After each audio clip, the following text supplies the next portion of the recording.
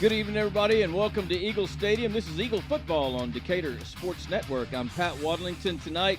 Along my side is the big issue, Charlie Tibbles. Whoop, whoop. We got two young ladies, one upstairs on the camera, Jaylee Matthews, and down on the field we will have Jacqueline Wenzel. As tonight, week 9, and it's also senior night here at Eagle Stadium.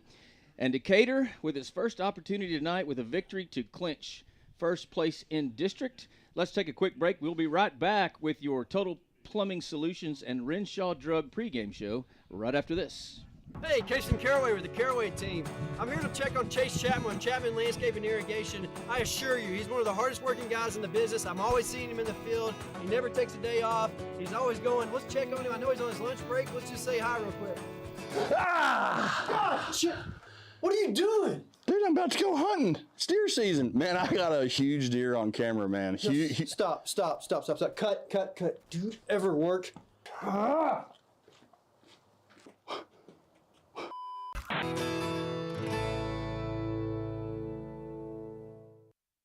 Hawkins Funeral Home is Wise County's only locally owned funeral home and has been serving Wise County and the surrounding area since 1906. The staff at Hawkins Funeral Home is available to you 24/7, 365.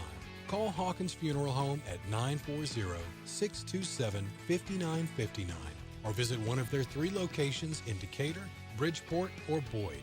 Hawkins Funeral Home, proud supporter of Wise County youth and education and sports. Hey Wise County, Erico AC and Heat is honored to support the Decatur Eagles.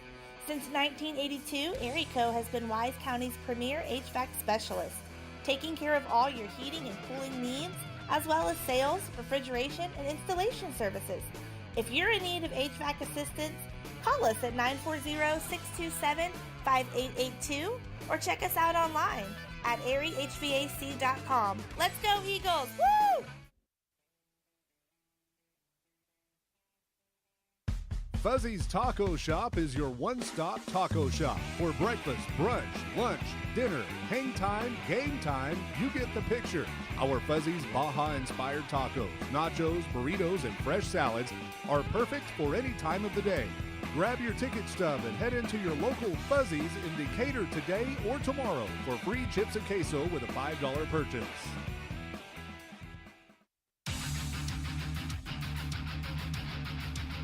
This is your Total Plumbing Solutions and Renshaw Drug pregame show prior to the Eagles football game against Springtown. And the tail of the tape tonight, Decatur with an enrollment of 1,040 students, Springtown with 1,115, both from District 4, 4A and Division 1. Letterman lost last year by Decatur 23, only 17 for the Porcupines. Offensive returning starters, 5 for the Eagles and 5 for Springtown. Defensive returners, 5 for the Eagles and only 3 for Springtown. Coach Huff in his first year here in Decatur, and Brian Hewlett, the tenured head coach for the Porcupines. Charlie, you got some info on how these two teams arrived here in week 9? I do. Decatur arrives with a 5-3 record, 5 wins, 3 losses, 2-0 in district, beating Wichita Falls and Burke Burnett in district, and I'll get into a little more of that in detail here in just a second. Springtown comes in 3-4. They're 1-0 in district. They defeated Mineral Wells last week 56-22. You might be wondering, well, why do they have 1 win and 1 game and Decatur has 2? Well, Decatur's bye week this year is actually week 11, and so they'll play next week in Mineral Wells, and then they'll get a bye week, and then there'll be some other district games finalizing the tail of the tape at the end of the season in our bye week, and that may be fun to find one of those games and go watch if there's a good one out there somewhere. Here in Wise County, either in Bridgeport or Boyd, Paradise, Chico, Alvord, one of those towns, just get out on when Decatur's not playing and go support some of our other local teams. Let's talk about it a little bit in a little more detail. Decatur's 3 losses were all up front. They were to number 6 Anna, Wichita Falls Ryder, who was number 5 in small 5A at the time, I believe 5 or 6, and then also to number 1 Stephenville, who remains number 1 and who's playing number 2, by the way, tonight. Depends on which poll you look at. We'll talk about that later more. Then Decatur started its winning streak, beating Pampa handily, 43-13, and that's when we this team's pretty dang good. Went up to Pampa and had that long drive home. Then they played Alvarado, and 59-29 win. Wichita Falls Hershey, 35-19. Then they started district and beat Burke Burnett handily, 55-21. And then last week had a great game where Decatur won in overtime, 31-27. And if you've seen some of the replays, there's a little question about whether or not Decatur, if it had been called properly, would they have won it? But what we talked about last week, you can't change what the referees are going to do. You just got to continue to play the game, and Decatur did that. And they only allowed Old High to score a field goal, then came back with just some really good running by Devin James and scored that touchdown as Preston Escobar scored the touchdown to go ahead. They ended up having to have in high school you go ahead and do the extra point, unlike college and pros, because the points do matter in terms of seeding. So that's why they went ahead and kicked the extra point when that game was over. But that's how they got here. Springtown, on the other hand, they lost to Alvarado right up front. Beat Graham 35-13, and then they lost to Hershey 27-50. So that's a kind of a head-to-head game where we won 35-19. They lost pretty significantly to Hershey. Beat Creekview, lost to Glen Rose, which is pretty common. Glen Rose is always a pretty good team, and then lost to Waco Conley, and then smoked Mineral Wells last week 56-22. They're scheduled to play us, then Burke Burnett, and then in Week 11 they play Old High, and so. They're at Old High up there at Memorial. And that's how they got here. So Decatur 5-3, 2-0 in district. Springtown 3-4, 1-0 in district as we head into this contest tonight. Let's go to Look Around Wise County, brought to you by Goosehead Insurance. Jacqueline Wenzel. We have a new teammate. She's welcome.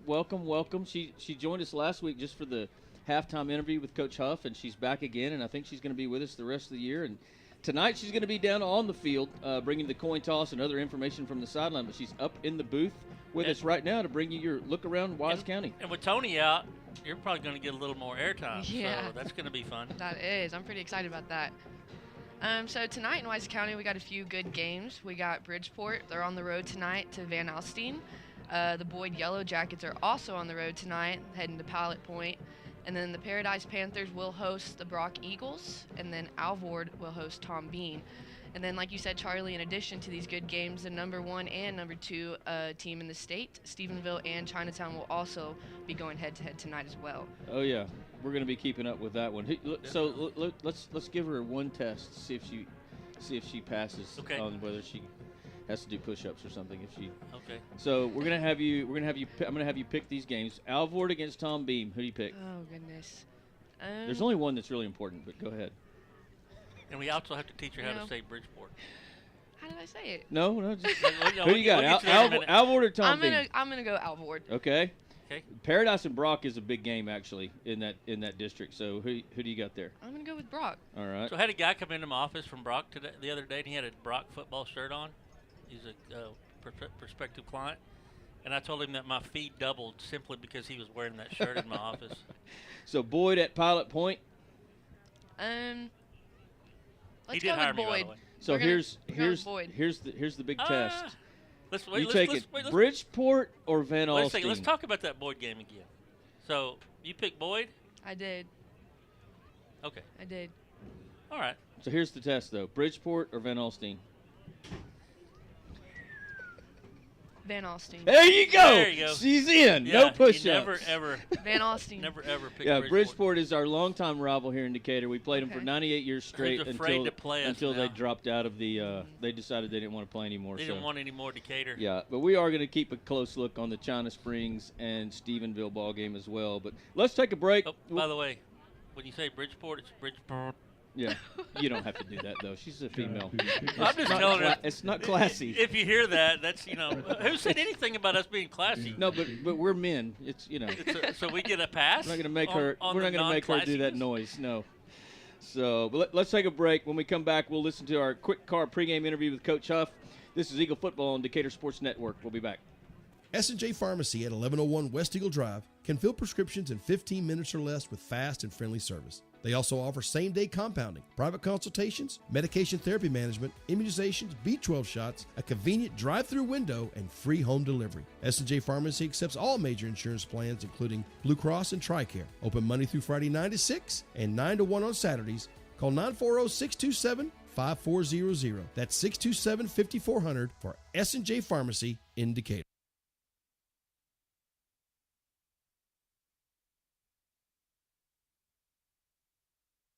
Cobb Rental, located in Decatur, has the best selection of prices in the Wise County area on equipment rentals and sales. They have skid steers, lifts, trenchers, welders, forklifts, excavators, backhoes, and much more on hand and ready to go to work for you. Whether you need heavy-duty backhoes or trailers for transport, chances are Cobb Rental will have what you're looking for.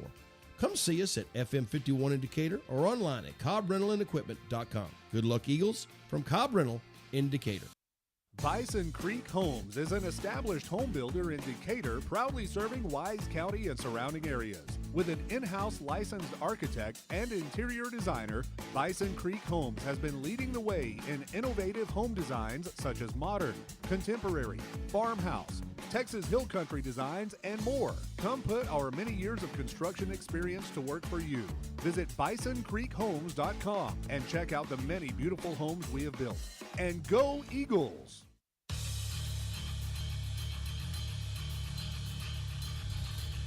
This pregame interview brought to you by Quick Car of Decatur, located at the intersection of South Highway 51 and Thompson Avenue.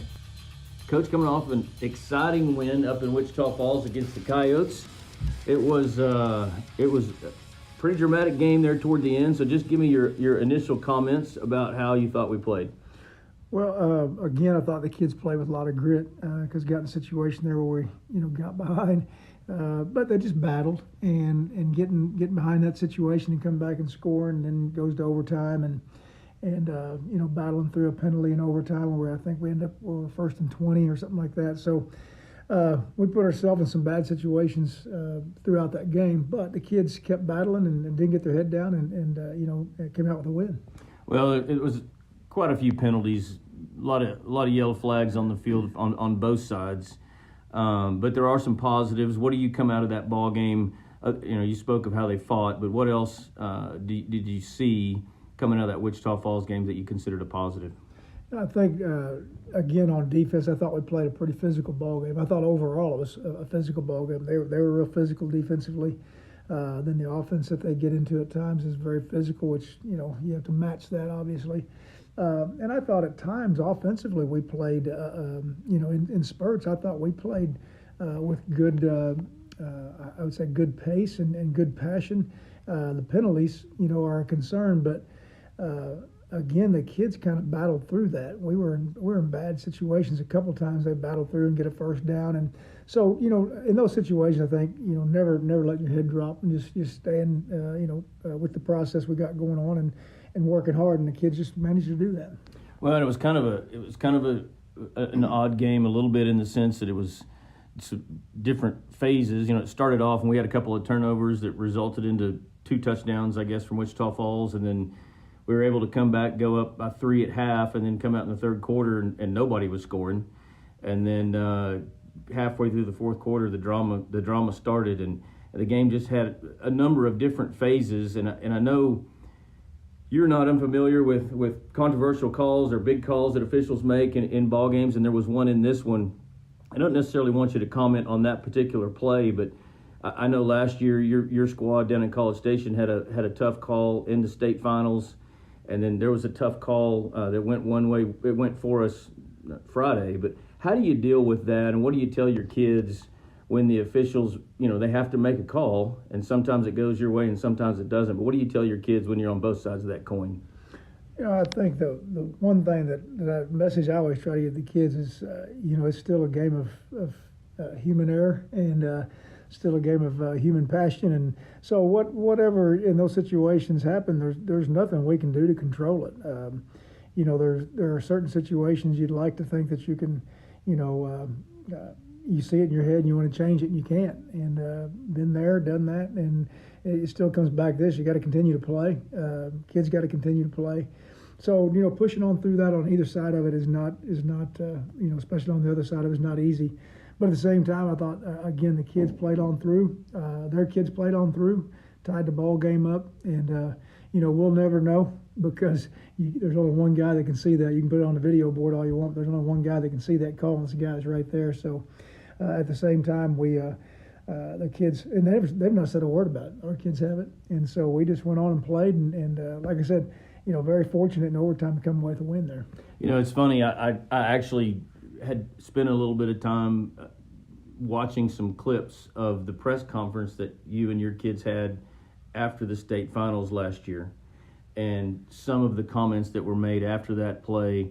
One of your players, I can't remember which one it was, but he made the comment, that's the way the call went, and we went back out on the field and we could have stopped them, and that's the way the game turned out. And I think a lot of that in this ball game, there was a call. We went into overtime and we were just able to continue to move forward and do what we needed to do to win the ball game. Yeah, and these are young men, and to be able to put that aside and go ahead and put the emotions aside and go ahead and play, I think that's one of the hardest things for younger men to do. It's hard enough for older men to do, but at the same time, that's the mindset you have. That's going to happen. I tell the kids all the time that officials don't make bad calls or good calls for you on purpose. It's just part of the game, and that's the way it is. We don't have a system like the NFL has where you can question everything and have a game last 5 hours. So we'll go, and you got to roll with the punches at times, and hopefully the kids in the mindset they can move on through that. Well, we got the Porcupines tonight, and there's no love lost historically between Decatur and Springtown. How has the tempo been at practice this week as we get ready for the ball game tonight? I think it was obvious when we came out and practiced on Monday. There's definite little spirit in the air. The kids were a little more spirit in practice starting on Monday, which sometimes is not always good, but it was pretty uplifting, pretty spirited on Monday, pretty physical for a Monday practice, and it's continued through the week, and try to taper that down a little bit, on Wednesday to kind of keep things to where, obviously I have to tell the kids the game's not played on Wednesday. So you have to bring that back down and kind of bottle it up and start to funnel the emotions and get everything down toward the game. But as far as preparation-wise for the week, I think the kids have done a good job just focusing. They've taken to the, what we keep talking about every week in the one-game season. And I really think they've taken to that this year. Every week, we say this is a district championship week. This is a district championship week. And so they've continued they speak those same words and focus in. So, again, I think that with this being a rivalry, you take the records and you take it all that and throw it out. And, I think you got a heck of a ball game coming up. Well, and if my calculations are right, if Decatur comes out of this particular ball game against Springtown with a W, it would clinch first place in district for Decatur. What have you seen on film about the Porcupines offensively and defensively that causes you some concerns or that you're going to have to overcome to be able to accomplish that goal? Well, I'll start with defense. Defensively, they're, I would say, in a way, a lot like Wichita Falls are in an odd stack. They do a lot of moving, a lot of shifting around, changing of coverages. Kids up front, offensive line-wise, have got to be on their toes and recognize what's going on and stay on path. That's one thing last week we didn't do a good job of at times was we let things confuse us a little bit. And you miss blocks and so. Staying with what our system is and try to get some consistency is huge against that defense because they do a good job. And then offensively, everything runs through their quarterback. Coach Hewlett does a good job. His son does a good job at quarterback. He knows the system like the back of his hand. So whatever they want to do is going to go through him because he's the guy that probably knows the system as well as anybody, with the exception of the coach. So. Again, it's just a matter of limiting because you're not going to stop everything they do. They do a great job of spraying the ball around. They have 2 or 3 receivers caught a bunch of yardage, a bunch of touchdowns, backs gone for a bunch of yardage, and then the quarterback's thrown for a bunch and has run for a bunch and scored a bunch. So you have a lot of things going on there and very multiple. So very, very crucial for our defense to read their keys and stay at home. Play the quarterback runs, but at the same time, don't get sucked down the secondary and let something get big behind you.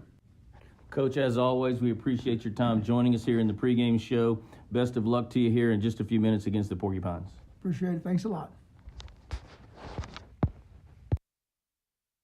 FitNWise in Decatur is proud to provide sports medicine and therapy programs for all North Texas athletes with injury clinics on Saturday mornings. Their sports and therapy program features an experienced sports medicine team, a wide range of team and extreme sports programs, and physical therapy and rehabilitation services to keep you on top of your game. FitNWise has a state-of-the-art therapy location right here in Decatur, along with others around the Metroplex. Come by and visit our friendly staff or visit us online at fitandwise.com. Welcome back to the Total Plumbing Solutions and Renshaw Drug pregame show here at Eagle Stadium. Let's go down on the field to Jacqueline Wenzel for a field condition report and a weather report. Jacqueline? Oh, you got to turn your mic on. Turn that mic on. See if you can turn your mic on. Nope. You got her up? Yeah. Looking. There we go. There we go. Hold on, it's a little loud down here. Oh, yeah, it was my fault. My fault. So Charlie didn't have your mic up, so you got to start over and try to face us. There you go. Gotcha. Alrighty. So the field is pretty dry tonight, freshly mowed, nice natural grass. It's looking like a fast field tonight for this good game. It is also currently 81 degrees with 10-mile-per-hour winds coming in from the south, and it's looking like that's going to pretty much stay the same for game time too as well. Not a cloud in the sky, huh? Not a cloud at all. But the breeze was pretty stiff a little bit earlier. Has it lightened up a little bit? Yeah, just a little bit. You can still feel a little bit, but it shouldn't affect the game or anything. It's going to stay pretty much like this the whole entire game. All right, well, keep your mic handy. We'll be coming to you several times during the ball game for special information down on the sideline at Jacqueline Wenzel. State rankings tonight matchups, as we've talked about already a couple of times. Stephenville and China Springs have been trading spots depending on what poll you look at number 1 and number 2, and tonight's going to decide it. Stephenville and China Springs facing off at China Springs, I believe. And then number 3, Corpus Christi Cal Allen, they will play Toloso Midway. I have no idea where that is. Somewhere down by Corpus Christi, I would presume. Let me just say that I'm glad I'm not in that China Springs Stephenville district. Oh, no kidding. Oh, man. my gosh. I mean, La Vega's in there too. Oh, my gosh. Number 4, Bernie at San Antonio Kennedy. Number 5, Anna at Nevada Community. Number 6, Salina plays Dallas Carter. Number 7, Lumberton plays Huffman Hargrave. Number 8, Canyon out in District 3 plays Canyon Randall. Number 9, Kilgore in Athens. And if you look at the Max Prep state rankings, it's your Decatur Eagles at number 9 here against Springtown. And rounding out your top 10, number 10, Tyler Chapel Hill will face the Henderson Lions as the Eagles get into their helmet and get ready for our coin toss. Let's take a quick break, Charlie. We'll be back with that coin toss and your starting lineups right after this. For all your seamless gutter needs, give us a call at Wise Gutter Solutions, area code 940-389-7880 for a free estimate. We service Wise and all surrounding counties. We offer new install, repair, leak protection, and cleaning services. We have over 32 different colors for you to choose from also. You can log on to our Facebook page and follow us at Wise Gutter Solutions or our website, wiseguttersolutions.com. We appreciate the opportunity to earn your business, and we look forward to speaking with you. Make the wise choice. Wise Gutter Solutions. Go Eagles! Texas Farm Bureau Insurance in Wise County has protected fellow Texans with auto, home, and life insurance since 1963. We have 2 locations in Decatur and Bridgeport that serve over 4,500 members in Wise County and the surrounding areas. Whether you're wrangling cattle or kiddos, we're proud to protect all fellow Texans in all Texan ways of life. Kelly Lynch, Doyle Lowe, Lisa Bradshaw, Chris Hanlon, and Monty Houston are located in the Decatur office across from James Wood Motors. Lisa Bryant and Todd Vineyard are located in the heart of Bridgeport on Halsell Street. Give us a call or stop by and speak to one of our 6 local agents. Coverage and discounts are subject to qualifications, and policy terms may vary by situation. Welcome back to the Total Plumbing Solutions and Renshaw Drug pregame show as we head down on the field for your Chip Hackinson and Edward Jones coin toss. Jacqueline Wenzel standing in the middle of the Decatur logo at midfield with your white hat as the captains approach midfield. Decatur captain's Hunter Wingert. He's upgraded to crutches out of the wheelchair. Preston Escobar, Nate Palmer, and Brody McClure. For the Porcupines, I've got Speck Belay, Hudson Hewlett, Jeremy Moreau, and number 75, Aaron Bowen. his announcements, and then we're going to share with everybody the results. Well, probably ought to get out there we'll and just push share that the microphone. results. Y'all are receiving, you're going to receive on that end.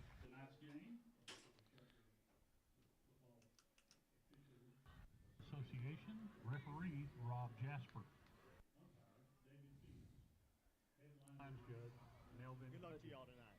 Line judge. Go ahead and start. Side judge Decatur toss. and back judge Rob Walsh. And you deferred. Decatur has won the toss. And So, Jacqueline, give us a little summary. Mike was cutting out a little bit. Who won the toss and what they decided to do? So Decatur Walk toss towards us. and they deferred. Okay, so Decatur won the toss and deferred. They're going to be kicking off out of the south end zone. And thank you, Jacqueline Wenzel, for bringing us your Chip Hackinson, Edward Jones coin toss. And take a quick break while the national anthem's being played, and we'll be right back with your Parker Properties kickoff right after this.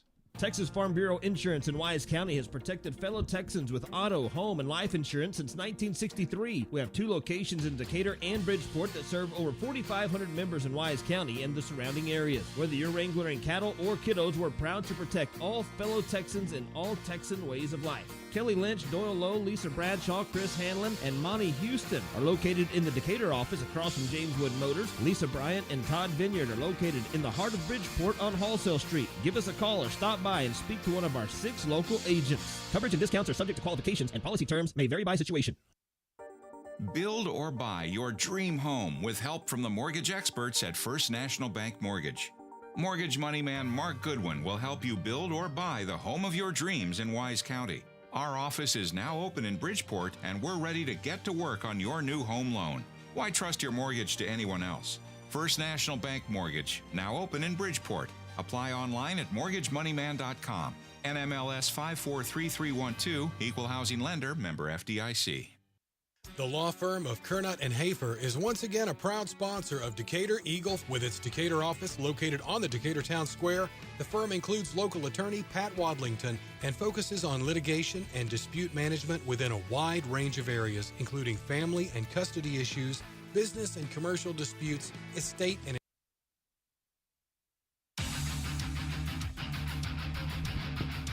This is Eagle Football on Decatur Sports Network, presented to you by Chapman Landscape and Irrigation. Thanks to Total Plumbing Solutions and Renshaw Drug for bringing us the pregame show. I got a little button happy there. I'll have to play the Kernut and Hafer commercial a little. Oh, it's all right. That one's good. I won't complain. Oh my goodness, Charlie, got a ball game tonight. I think just looking at the 2 teams, I do know this. The 2 common opponents were Alvarado and Hershey, as you mentioned, and Springtown lost to both of them and lost pretty handily. Decatur handled both of those teams pretty handily, and I'm looking for an Eagle win and an opportunity for the Eagles to go 2-0, 3-0 in district, and that actually would secure a guaranteed solo first place district championship if we can do that tonight. So, did you text Jacqueline the new number? I did, but I don't know if she's seen it yet. There She's looking at her phone. So yeah. And number 10, Braden. Eleazar Aldape standing at the Decatur 30, ready to kick off, and we are underway. Kick is high and deep. It's going to be fielded at the 2-yard line by number 10, Braden Fox. He's out across the 15, pushes his way toward the 20, and I believe he'll get there. And that's where Springtown will start its first drive. I was talking to a few people from Springtown, and I just kind of asked them what kind of team they had. I think it's kind of been an up and down year for them, and they're just very young. I mean, a lot of sophomores and even a freshman that starts at safety on defense, a former Decatur kid. Robert Lewis, number 26, and watched a little film on him, and he doesn't play like a freshman, I can tell you that. But kid has no fear. On 1st and 10, Hewlett in a shotgun. He'll hand it off. Running back bounces to the outside. Hunter Chenault there. No, it's Ethan Talley. Ethan Talley there to drop him for no gain. That was number 20, Jaden Norris on the carry. Ethan Talley makes him stop for the Eagles. Gain of a yard, 2nd down. 2nd and 9 for the Porcupines. will say we will miss Tony. Oh, this the evening. beard is not here. The beard is not here. They'll hand it off on second as Johnson coming around the far side. He breaks one tackle, and he is upended, and I mean planted and went backwards by Lane Heston. Lane Heston found himself nose to nose with him and won that battle. I mean, that was I used the term a couple of weeks ago, smackajawea. Yeah, I mean, he spun out of one tackle, and Heston was right there to lay the wood, man. You can call it a smackajawea or a slobber knock or whatever, a decleater. It was all three. That'll bring up 3rd and 4.5 for Springtown. Opening drive here in your Rosenbaum Dental first period. Shotgun for Hewlett. Handoff coming to the near side. Runner trying to get to the line to gain, which is the 30, and he's about a yard short. That was again number 28, Nathan Johnson. And that's going to be a full yard short. Bring up probably a punting situation for the Porcupines, but they keep their offense on the field for now.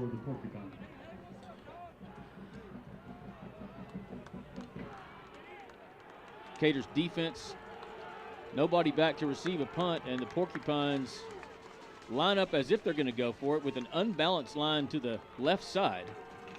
One running back in the backfield. They do snap it. They hand it to Johnson. He's met at the line of scrimmage, and the Eagles hold. Great job there by the Eagle front seven. They come up big. They got penetration, and I mean, he had nowhere to go. I think it was Chenault, Petrie, and Talley. Those front three up front got penetration and stuffed him, and then the linebackers came in. So great field position inside the Porcupine 30 for the Eagles to start here with 9:56 left on your James Wood scoreboard. No score here in your first quarter. Pistol formation for the Eagles. 2 receivers wide left, 1 to the right. There's your snap. Handoff Palmer. Hesitates at the line of scrimmage. Bounces to the outside, gets the corner. Inside the 20. Makes a man miss, and Palmer's going to score. 29-yard touchdown by Nate Palmer on the first play. And the Eagles are up 6-0. Whoever that cornerback out here was is wondering what he just saw. I don't even know if he saw anything. He said Nate Palmer was there, and then he wasn't. I had a dream. It was number 7. Yeah, I think he's... That touchdown brought to you by McLaughlin Supply. Jacob Haynes in for the hold for El Dape. There's your snap. Snap is bad. El Dape's got it trying to get around the corner, and he's going to be sacked.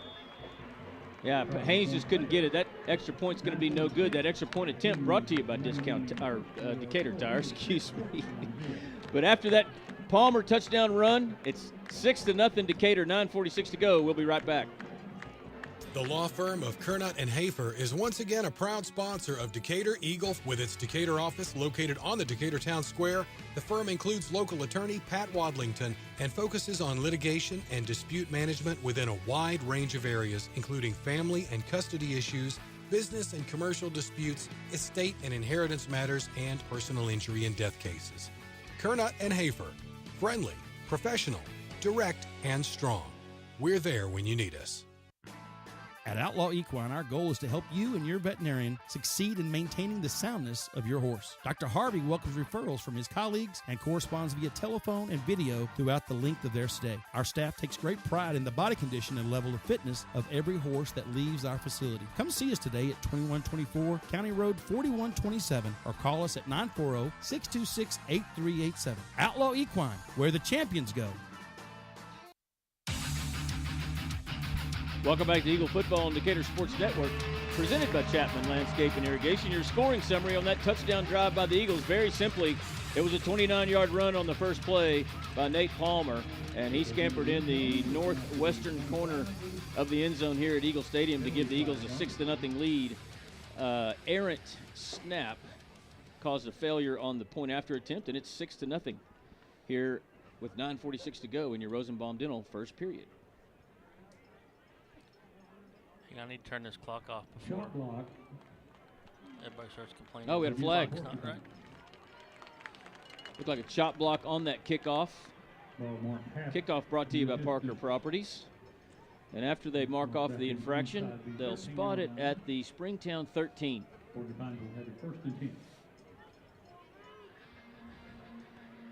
Secondary for the Eagles. Antoine Gilbreth, Cade Brazil, Brody McClure, and Cade Johnson at cornerback on the far side. 3 receivers to the left, 1 to the right. Hewlett's going to hand it off to Johnson. He's met at the line of scrimmage again and dropped for no gain. This Decatur defense is looking stout tonight, Charlie. Indeed, they are. And again, the front 3 followed up by the 4 linebackers. I mean, they're getting all kinds of penetration, at least in the last few plays. Yeah, Hunter Chenault was the first man there that time, and that'll bring up 2nd and 10. Decatur runs a 3-4, and sometimes will throw out the outside linebacker to play a nickel position, which is what they're in right now. Well, they're forced to. 3 receivers far to the wide side is the reason. On that snap, an empty set, Hewlett's going to keep it. He gets around the edge, has a few yards across the 15. They'll spot him at the 17. That's a gain of 3 and bring up 3rd down and 5. And Hunter Chenault with the assist. 3rd down. Porcupines will have 2 receivers split to each side now, and Hewlett in the backfield with Johnson to his left. There's your snap. Hewlett's going to throw it for the first time. Throws it across the middle. It's complete. Now the ball's popped out. That's going to be incomplete. Great job there by Cade Brazil, and he is continuing his excellent play at safety 2 weeks in a row. He's just had great games. That's going to bring up a punting situation for the Porcupines. Eagles do a real good job of not giving the quarterback a lot of time right there. Good pass, probably should have been caught, but that excellent play by the Eagles defensive backs. Ball's on the ground, Pat, but he does get it off, and Eagle player does make a fair catch there on the Decatur logo. Landon Phelps at the 48. So both drives by the Eagles in this first quarter, starting in Porcupine territory. I had this great idea to keep a drive sheet, and I was looking down trying to figure out what plays I'd forgotten to write down, and they were punting the ball. I think I'm going to have to chunk this idea And the quick. ball was on the ground. Yeah. The Porcupine punter did a great job picking that ball off the ground and making it, at least getting the ball out. Hand off to Palmer.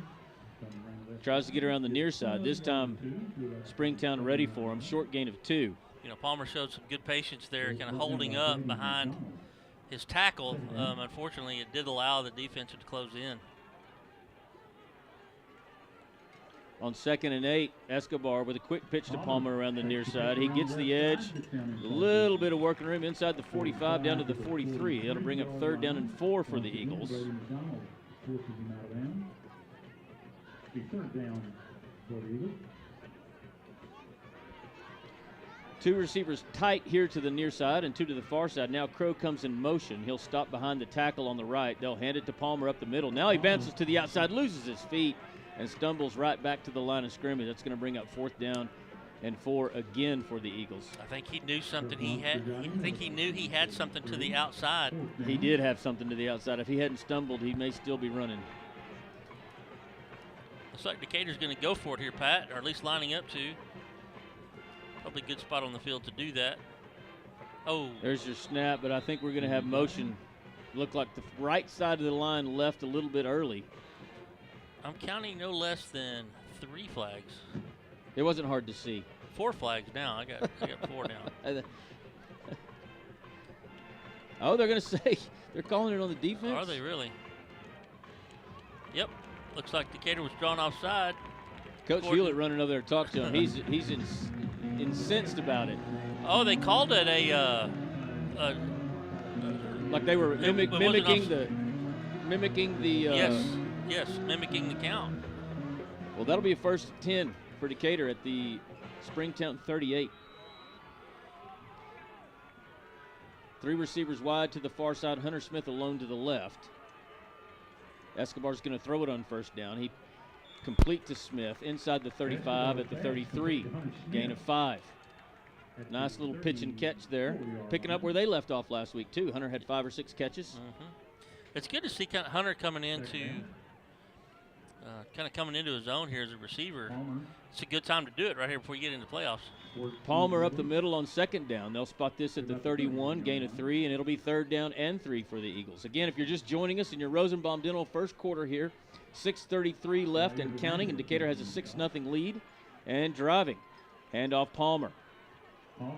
Trying to get to the line of gain, which is the 28. It's going to depend on the spot whether he got it or not. Go back to Hunter Smith. We were talking about him earlier.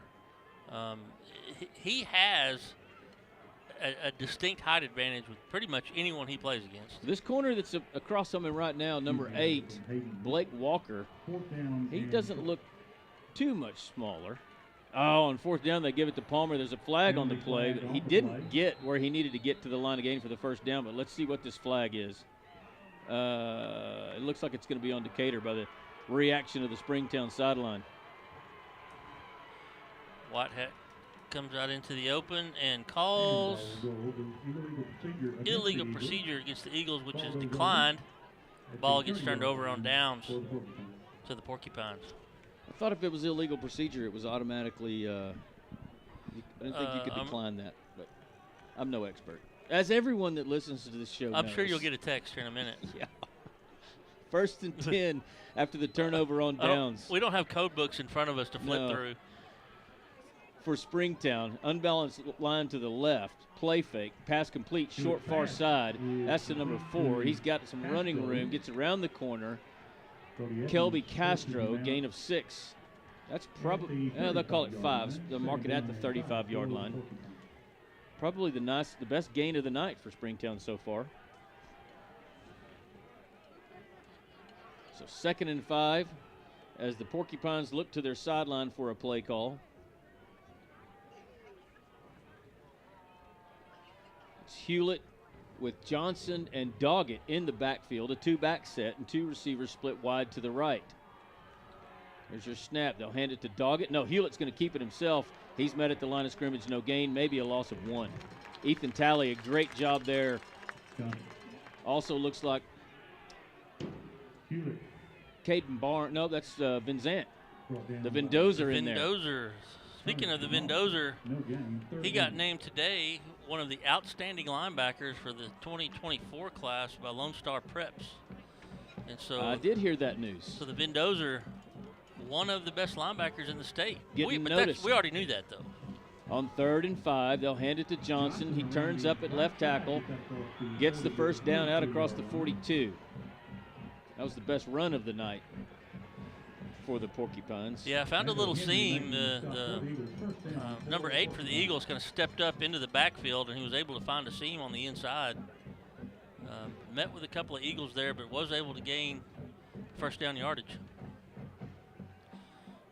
So Springtown working awful slow here. They're not in any hurry. No quick tempo by the Porcupines. Unbalanced line to the left. There's your snap. Handoff Johnson, and he's met in the backfield. And that's no gain. I believe that was, let's see how they unstacked themselves. I think that was Hunter Chenault. Hunter Chenault and Lando Henry getting up off the bottom of that. Possibly Ethan Talley and Hunter Chenault are 56 and 58, and they play both defensive ends. And it's and they flip. Yeah, it's hard to keep them apart. 2nd and 10 for Springtown. 4:11 and counting here in your Rosenbaum Dental first period. 6-0 your score. Decatur with the lead. Stacked receiver formation on the far side. Hewlett takes the snap, rolls to his left. He's going to keep it up the middle. Met by Henry at the line of scrimmage. Hewlett able to push forward a little bit across the 45 to the 46.5-yard line. It's going to bring up 3rd and long for Springtown. Brody Evans with an assist.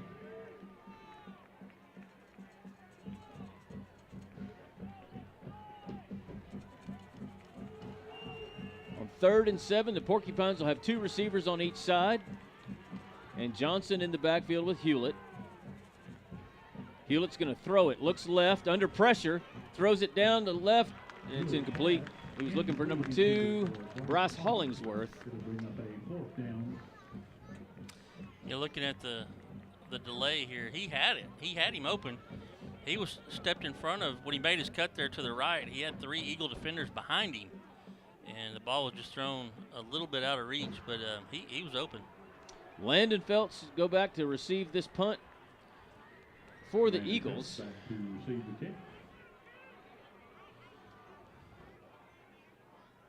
Snap is good. A lot of pressure on that kicker. He did get it away, though. Hits at the 15 or the 25 and rolls inside the 15. And it'll be down at the 11-yard line where Decatur will start this next drive. See if I got any score updates, Charlie. I can tell you one score that I need to update is the score on our broadcast. Oh, go ahead. It might help if I actually put Decatur 6 points on it. Well, out in District 3, I got Dumas over Pampa, 7-0. I'll keep those rolling here, but let's get back to play. 1st and 10, Eagles from their own 11. Escobar throws it complete to Smith, short on the near side, and he's met for a loss of probably 2. Tackled at the 9. Well, they're going to spot it at the 10. So loss of 1. Just a little quick pass. That cornerback able to get out there and make that play.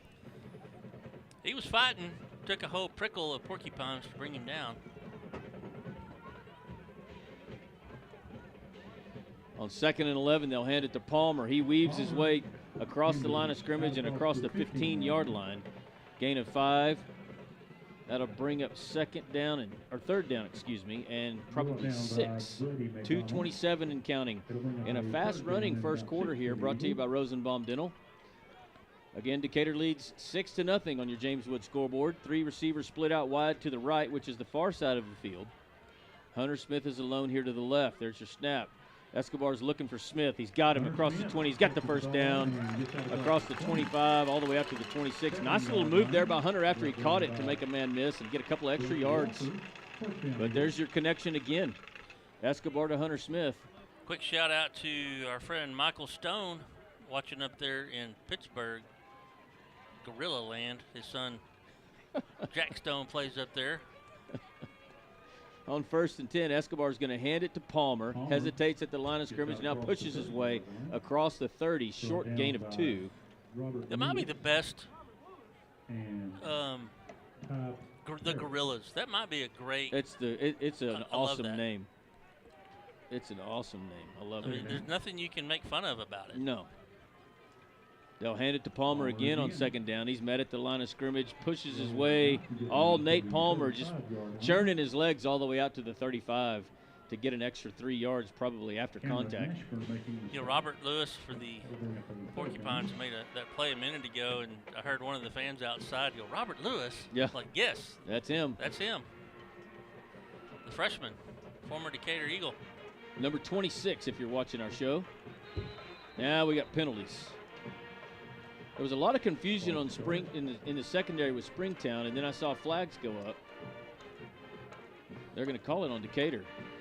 Illegal procedure. So I got a question. You know, we always try to figure out what a group of whatever we're playing. I don't know what Porcupines is. Well, it's a prickle. It is? Yeah. But the question was, what's a group of gorillas? Bad news. That's what I call it. Instant death. Yeah. 3rd down and 8. It's a flange. Escobar, screen pass to Palmer here on the near side. He's dropped just across the 30, well short of the first down. It's going to be your first punting situation for the Eagles. Dropped by Yair Hernandez, number 22 for the Porcupines. So it's called a flange. A flange of gorillas. According to Tony Mooney, anyway. Oh, who is well, that's listening. not. He is? Yeah, The Beard's listening? Well, at least he's keeping track of our texting anyway. Yeah, that's bothering us. Jacob Haynes in with a punt. Nice punt. Fielded and dropped. Picked up at the 20. Ball still on the turf. Let's see who's got it. It's inside the 15, but the official is signaling the Porcupines do have it. Back on the ball after he fumbled. That was Spec Belay, I believe. And it just skipped off his hands at first, and then he had to go try to chase it down, and it was kind of like trying to catch Catch a goldfish. Able to do it, though. So this has been a fast first quarter. 4 seconds left in your Rosenbaum Dental first quarter. Empty set for the Porcupines from their own 14. 3 receivers to the far side, 2 in a stack formation here to the near side. Hewlett's going to keep it himself and go nowhere. Drop for a loss of 4 at the 10. And that is going to be the last play of Rosenbaum Dental first period. Let's take a break. We'll be back for the start of your NRS second period. Your score, Decatur 6, Springtown nothing. Hi, neighbor. If you want to win state, don't fumble the ball. Pass it to Ryan Realty, the best quarterback in town. They will get you to the end zone and assist you in scoring the extra points. You'll recognize them in their hot pink jersey. For all your real estate needs, located just off the historic Decatur Town Square at 109 South Trinity Street, and their website is ryanrealtytx.com or call 940-626-9770. Ryan Realty, the best in town. Stuck in a state of falling behind? Struggling to keep up with your kids' finances, insurance? Then let State Farm agent Teresa Mader help you simplify by handling your auto, home, and life insurance so you'll have more time for everything else. More money, too. So call State Farm agent Teresa Mader at 940-627-3006 today and get to a better state with State Farm. Visit Teresa Mader State Farm at 1141 South FM 51 in Decatur. Go Eagles! Welcome back to Eagle Football on Decatur Sports Network. This is presented to you by Chapman Landscape and Irrigation as we head into the NRS second period with your score Decatur 6, Springtown nothing. Springtown having the ball on their own 11-yard line, second down and 13. Pass is complete here on the near side to number 19. That's going to be good for the first down, I believe. Dylan Crutchfield with the reception. And that, I think, is the first down of the night for Springtown, to be honest with you. I think you may be right. Jacob Haynes in on the tackle on that one. See if they've got height here. To finish off the gorilla talk, it's actually a troop or a family. On 1st and 10, they'll hand the ball off. The running back bounces out around the near side and brought down by Brody McClure. That was number 3, Drake Doggett. But another first down for Springtown as they start this second quarter a whole lot better than they had in the first. Actually able to move the ball here. I don't know if the coaches up here made some adjustments or they're just starting to make plays. 2 plays in a row of 10-plus yards for the Porcupines, so they have it 1st and 10 from their own 35. Doggett motions out of the backfield. Hewlett has it, fakes a pass, now rushes up the middle, and he's dropped for a short gain. That was Brody McClure coming up from his safety spot. Gained a 2, but I see a flag on the field. There's a penalty flag on the play. Let's see what we've got. Looks like it's going to... it's probably procedure. Tobin Petrie's helmet was off. I don't know if that had anything to do with it.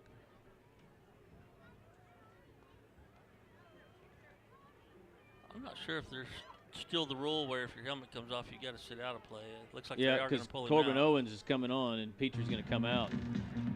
But I still don't know what the penalty is.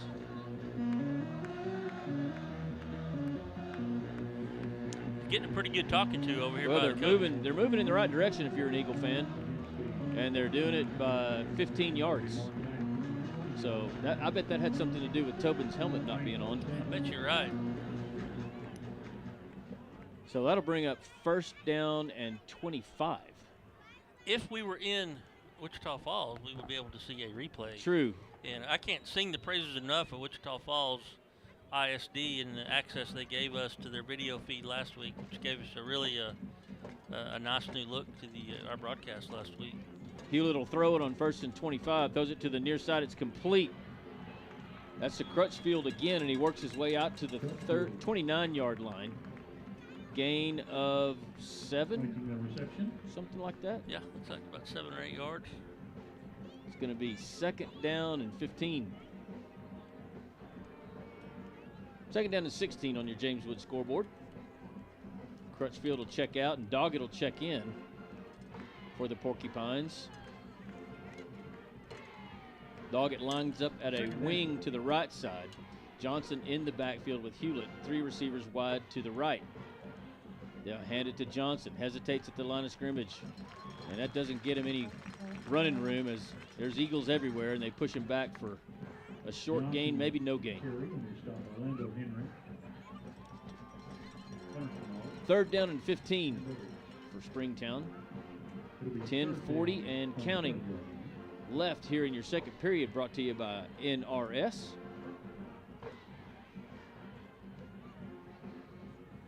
Two receivers wide to each side for Springtown.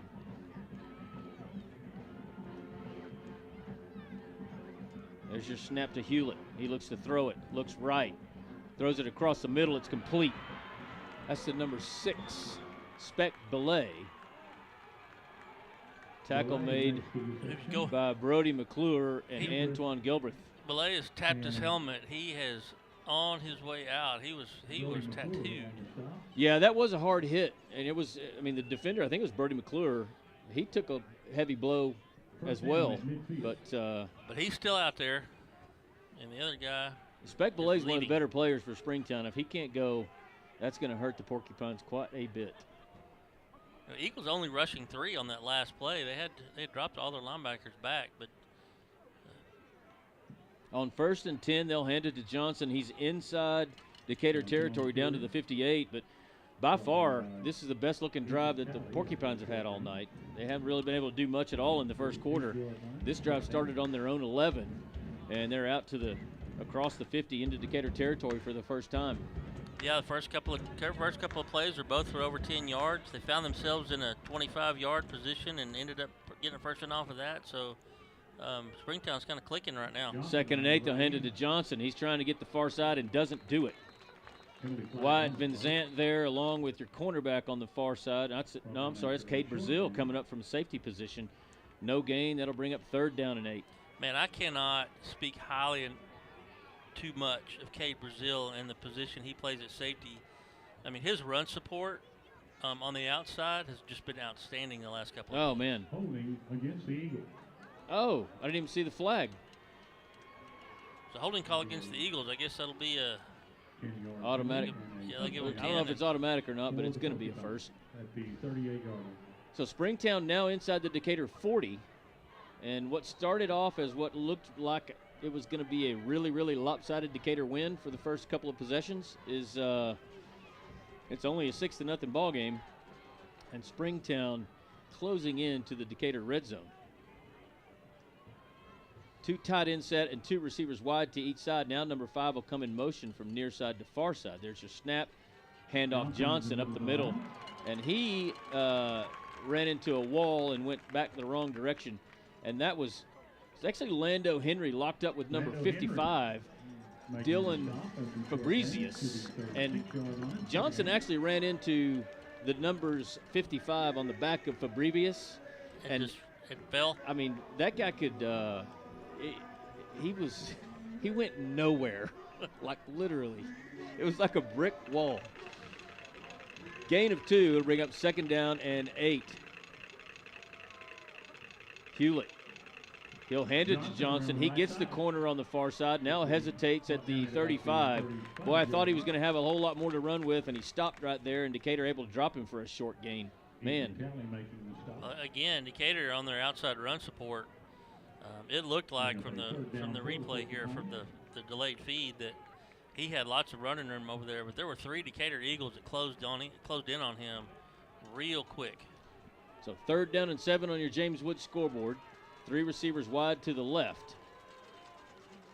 Hewlett's going to roll to his left. Now steps back and throws back to the far side to the right. It's complete. Cade Johnson there to make the tackle, and does right at the 30-yard line, 2 yards short of the first down. That was to number 4, Kelby Castro. He's a big 6'3", 225-pounder, and Cade Johnson able to bring him down on his own. Pretty good play design. They kind of faked everybody out coming to the left, and sprung that receiver out there, and he was on his own, other than the one defender. Fortunately, the one defender was able to bring him down. He might have had some room. So 4th and 2 for the Porcupines from the Decatur 30. There's your snap. Hewlett He's going to keep it himself. He pushes his way. He's got the first down by about a yard. Down to about the 27-yard line. That'll be enough for a Porcupine first Again, down. Hudson Hewlett, the coach's son. He's 6'3" and 215 pounds. I knew he looked big, but man, I didn't think he was that big. Whew. That's a load for a quarterback as a junior too. First and 10, Porcupine still in business. This drive started a long time ago. Actually, this drive started back in the first quarter. First play of it anyway. Hewlett's going to look to throw it. Throws it to the far side. It's complete at the 21. Receiver still on his feet inside the 10. Two Decatur players missed tackles. He would have had him short of the first down, but that was, I think it's number 2, Bryce Hollingsworth. Yep. Well, he's also a tall one, 6'1", 190. They got some size on this Springtown team. That is for sure. Looks like he might have stepped out of bounds short of the first down, Pat. Oh, they did say they stepped out of bounds. Yeah, he's marked about 2.5 yards short. Ball at the 19.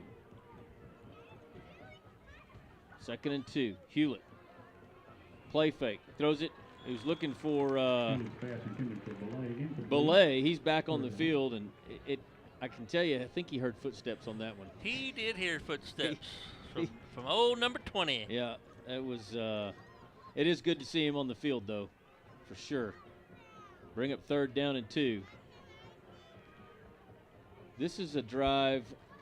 There's 6:07 left here in your second quarter. This drive started with 4 seconds left in the first quarter, if I remember right.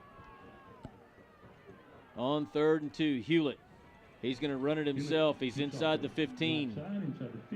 Down to the 13-yard line, and that's another Porcupine first down. And Springtown's got something figured out offensively. The best strategy that they could have is to keep Nate Palmer on the sideline. And they've done a good job of that here in the second quarter.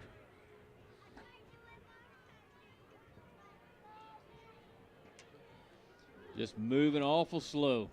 Clock continues to run with under 6 minutes to go here before halftime. Just taking their time, chipping away. Hewlett's going to throw it on 1st and 10. He's looking in the end zone, and it's too long. He was looking for Belay, covered there by Cade Johnson. Had him open, but that pass is too long. Do we have a flag? If we've got a flag, it might be it's either holding or pass interference down there, depending upon holding. when it happened. Looking at holding. the delay here. Looks like Cade, yeah, it is. Holding against the Eagles. Yeah, that's why the pass was overthrown, because he jammed him up a little bit outside of the 5 yards and got called for the holding before the pass was released. Otherwise, it'd be down there on the 1-yard line.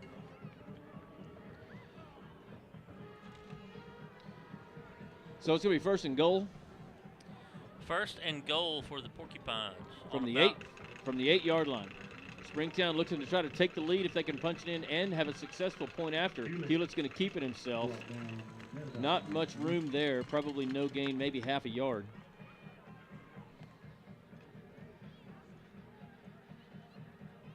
Lane Heston coming off the edge. So Lane Heston out there on the edge with no receivers out there, so he had a free run and was able to get into the backfield quickly and bring down the quarterback for. I don't know if I've ever seen this before. This drive's taken the entire quarter. We're under 5 minutes to go. 3 receivers wide left. Doggett's going to motion out of the backfield. Hewlett's alone. He's going to throw it over the middle for a touchdown. He faked like he was going to run it up to the line of scrimmage and stopped about a yard short and just picked up his arm and threw it to number 4, Kelby Castro, and we're tied at 6 pending the extra point. Yeah, that kind of that middle range there is where I think you would probably find a linebacker in coverage, and his run up pulled the linebackers up to the line, and that man there wasn't anybody within a couple of yards of him, and when you're down that close, that's wide open. Hendrickson Perdomo, his extra point attempt is blocked, and Brody Edens picks it up. I thought he might be able to run it back, but dropped. So 2 touchdowns and 2 missed extra points, Charlie. I don't know if I've ever seen that either, but there's 5:51 left here in your NRS second period. Let's take a quick break, and we'll be back with more Eagle football right after this. Hi, neighbor. If you want to win state, don't fumble the ball. Pass it to Ryan Realty, the best quarterback in town. They will get you to the end zone and assist you in scoring the extra points. You'll recognize them in their hot pink jersey. For all your real estate needs, located just off the historic Decatur Town Square at 109 South Trinity Street, and their website is ryanrealtytx.com or call 940-626-9770. Ryan Realty, the best in town. Stuck in a state of falling behind? Struggling to keep up with your kids' finances, insurance? Then let State Farm agent Teresa Mader help you simplify by handling your auto, home, and life insurance so you'll have more time for everything else. More money, too. So call State Farm agent Teresa Mader at 940-627-3006 today and get to a better state with State Farm. Visit Teresa Mader State Farm at 1141 South FM 51 in Decatur. Go Eagles! Welcome back to Eagle football on Decatur Sports Network, presented by Chapman Landscape and Irrigation. Do we have something down from the sideline? I don't know. Oh, I thought you were pointing at her. I was. I said, hey, let's get her on here. She's down there. It's going to be fielded by Edens, and Edens got some room. He's out across the 40, still on his feet. Brody Edens all the way out to midfield. Still on his feet all the way down to the 46-yard line of Springtown. Nice return there by Brody. Nice.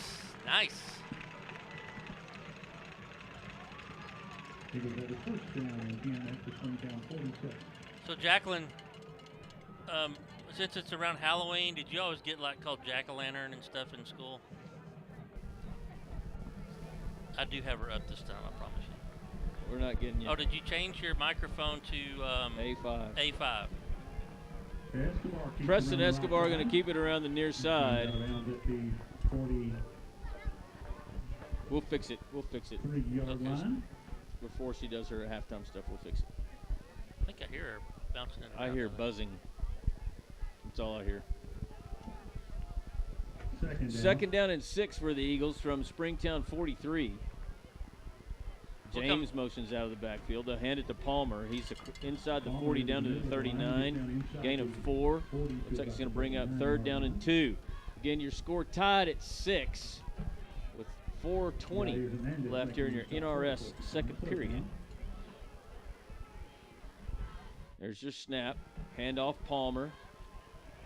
And he's going to be short of the line to gain. That's going to bring up 4th down and 3. Darren Willie and Hayden Nichols making the stop for the Porcupines. It'll be a 4th down for the Eagles. You still there? Yeah. Was that her mic or? That's our ambient mic that's doing that. Probably because, I don't know why. So 4th down and 3.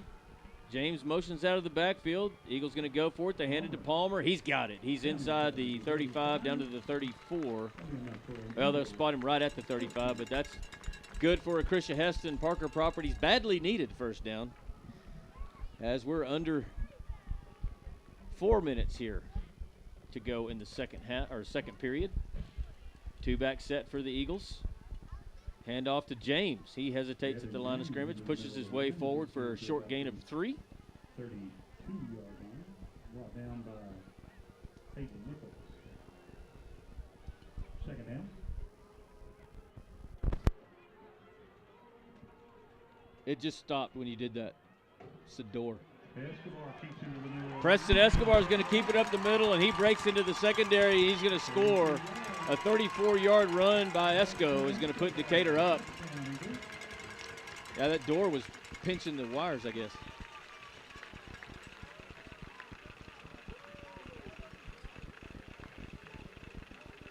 Sounds like it's still doing it.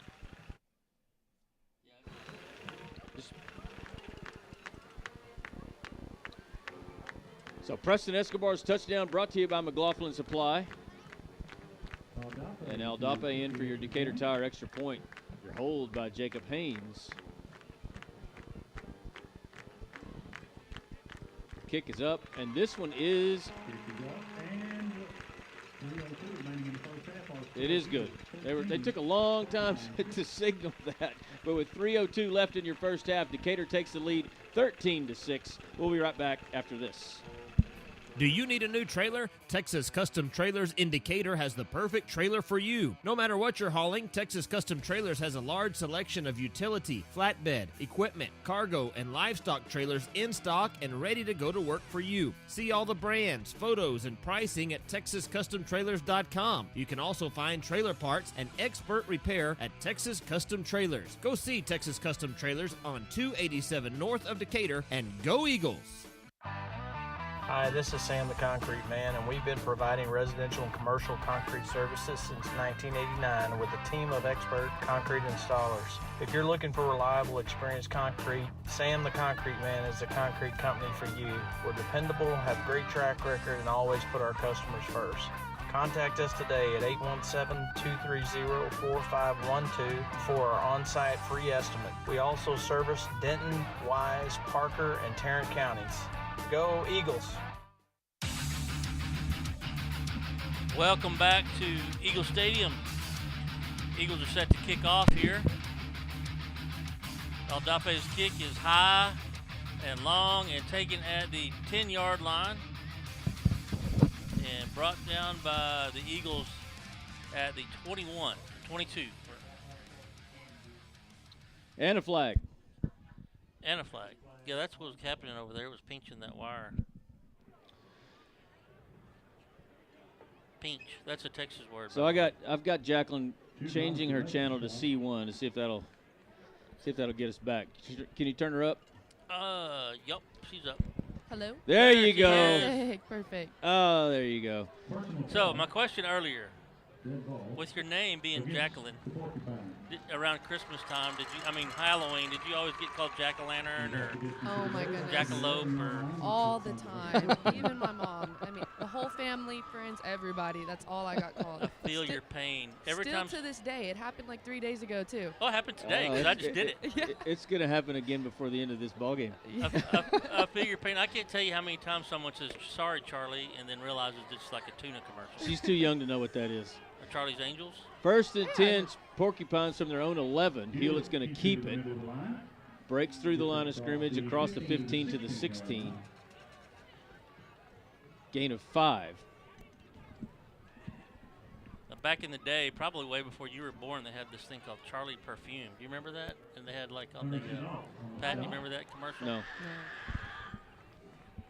Yeah, I got that too. Don't know it. It's called it what? There's a perfume. It's called Charlie, and there's like a commercial on TV. Of course. 2nd and 4, they'll call it on the Jameswood scoreboard. They'll hand it off to Johnson. He's met by Chenault at the line of scrimmage. Short gain of 1 out to the 18. Just over 2 minutes 2 minutes 13 seconds left here before half. And if Decatur can get a stop, force a punt. Plenty of time. Do we use a timeout here? I think we should. There's no way the scoreboard's right on timeouts. It says we have 1 timeout left. I've got 3. Yeah. And that they have none. But why did the clock stop? Did we call a timeout? 2-minute warning, man. We don't have a 2-minute warning. There needs to be some warnings in this broadcast, but I don't know about 2 minutes. Hey, listen, you'll never know what you'll learn on Decatur Eagle broadcast. You know, what a pack of gorillas is or Charlie Perfume. I think you just make all that up. Well, I'm trying to figure out why the clock stopped, but I'll take it. I'm a fan. Somebody must have called the timeout. No? I don't know what's going on. But a whole lot of players just ran off the field, and now the clock's running again at 1:53 and counting. 3rd down 3 for the Porcupines. Hewlett rolls to his right, looks like he's going to throw it. Now he runs it, and he's going to be stopped short. Now the Eagles will call timeout. They'll call timeout with 1:36 left. Your first Grand Pools timeout of the night. Let's take a quick break, Charlie. We'll be right back after this. Hey, Casey Caraway with the Caraway team.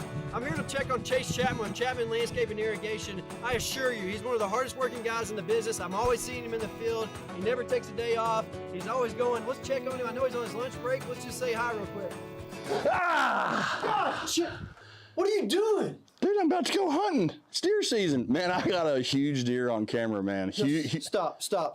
Cut. Do you ever work?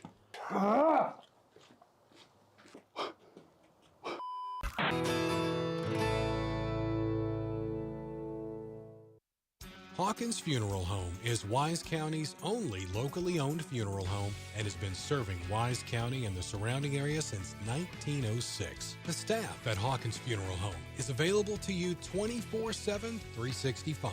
Call Hawkins Funeral Home at 940-627-5959 or visit one of their 3 locations in Decatur, Bridgeport, or Boyd.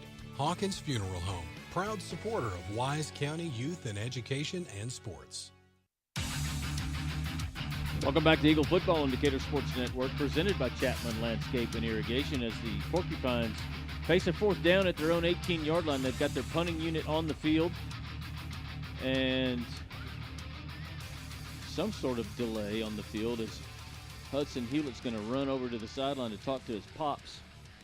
It looks like I guess he's the up back. Looks like they're trying to tell the 138. Oh, they're trying to change the clock.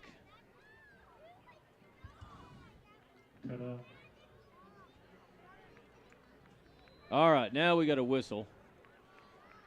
Landon Felt standing at the Porcupine 47 to field the kick. There's your snap. The kick's away. It's high. It hits at the 50.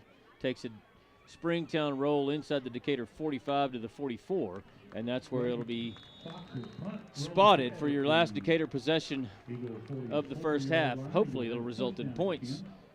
13-6 your score. Much more low scoring than I thought it was going to be, Charlie, when we got into this, but a lot of that is because the Porcupines' only scoring drive started with 4 seconds left in the first quarter and lasted until about 3.5 minutes left in the second. Yeah, they did a really good job about just kind of dinking it down the field and keeping Nate Palmer on the sideline. Eagles will hand it to James coming to the near side. Now he cuts up field, gets inside Porcupine territory at the 49. Your clock running with 1:20 to go. Decatur still with 2 timeouts left. Now they'll go tempo. 2 back set with Escobar. 2 receivers wide left. Carter Riggins alone to the right. Now we got a flag. How? Yeah, false start on the Eagles. I mean, I saw nothing. Well, 6-yard line, still second down. That'll make. Umpire saw something, unfortunately. Well, he threw it plenty high. He did. He was with authority. 2nd and 8 now. Escobar looks to throw it. He's got Palmer on a wheel route on the near side, and he catches it. He reels it in, and it's a touchdown. 54 yards, Escobar to Nate Palmer, and that connection continues from last week. Well, we talked about Lewis being a freshman, and he got exploited, unfortunately for him, but fortunately for your Eagles. 54 yards, Preston Escobar to Nate Palmer. It was a mirror image play of the one they threw last week, which was on the other side of the field, going the same direction. That touchdown brought to you by McLaughlin Supply and Aldape in to kick the Decatur Tire extra point, which is good, and it's 20-6 Decatur with 58 seconds left. We'll be right back with the conclusion of your first half. Hey Wise County, Erico AC and Heat is honored to support the Decatur Eagles. Since 1982, Erico has been Wise County's premier HVAC specialist, taking care of all your heating and cooling needs, as well as sales, refrigeration, and installation services. If you're in need of HVAC assistance, call us at 940-627-5882 or check us out online at eriehvac.com. Let's go Eagles! Woo!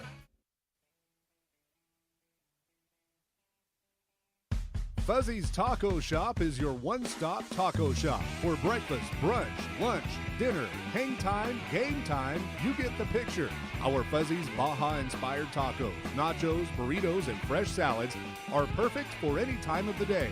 Grab your ticket stub and head into your local Fuzzies in Decatur today or tomorrow for free chips and queso with a $5 purchase.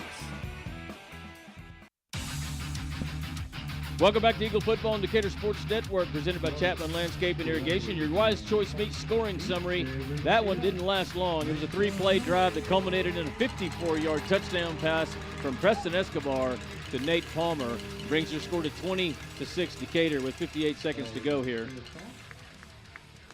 Parker Properties kickoff caught and fielded at the... Oh, was it fair catch? Yeah. They'll put it at the 25. Yeah, it looks like number 32, Darren Shirley, I believe. Is that what that says, Pat? 25? 32. Darren Sweely. Darren Sweely with the fair catch.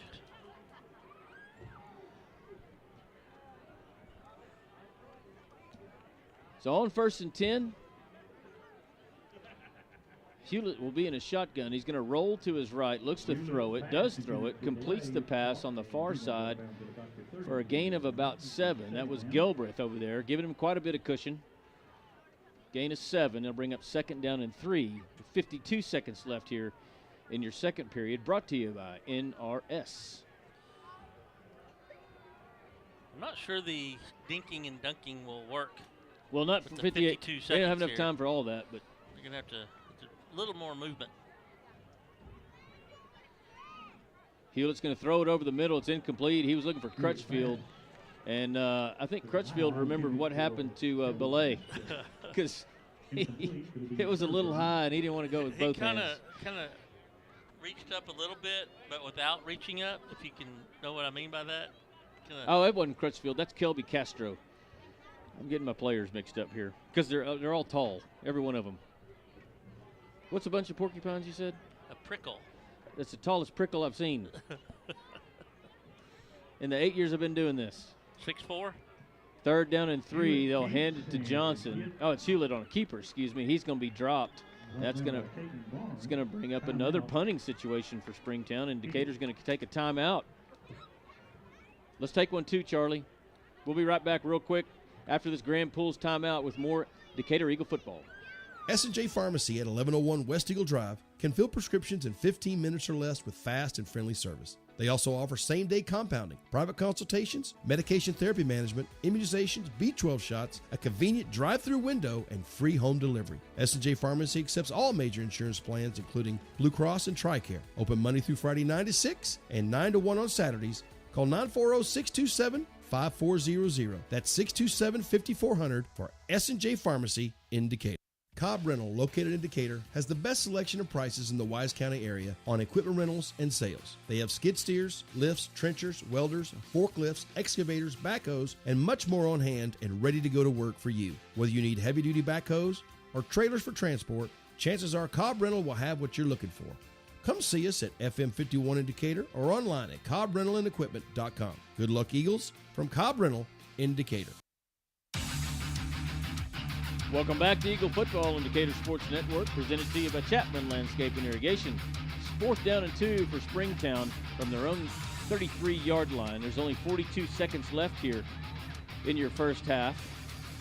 Springtown lines up the punt, and Antoine Gilbreth stands at the Decatur 35, ready to field it. He gets his paws on it. We may have something going. Kick is high. He might. Antoine lets it bounce, and it's going to take a Decatur bounce at the 31 and bounce out to the 33. And with 34 seconds left, Decatur will see if they can get something going here. Do you run that little wheel route to the other side this time? I'd definitely run it. I'd definitely try it again. Give it a go. Your receivers for the Eagles, Landon Feltz, Luke White, and Hunter Smith on the far side, and a 2-back set with James and Palmer. A little confusion in the backfield as Coach Huff gives a signal, switches the running backs on from right to left as to Escobar. Now James motions out of the backfield. Esco, draw play to Palmer. He makes a man miss. He's into the secondary. Gain of 12 for Nate all the way out to the 44, and the Eagles will hurry to the line of scrimmage clock will stop temporarily to move the chains. Now it's running again. That was quick. As the Eagles get lined up, 20 seconds counting. 17 seconds. Palmer's going to motion out of the backfield. Escobar looks to throw it. Steps up in the pocket. Going deep down the middle, and he's intercepted. That's caught by number 32, Darren Sweeley, and he's still on his feet inside the Decatur 40 to the 38. And I don't know whether there was confusion or it looks like there was a little confusion because Palmer comes right over here and talks to Coach Huff. So it looked like that was a miscommunication between Escobar and Palmer, and now there's a flag. Yeah, there wasn't an Eagle around there. Had to have been some sort of miscommunication on the play call.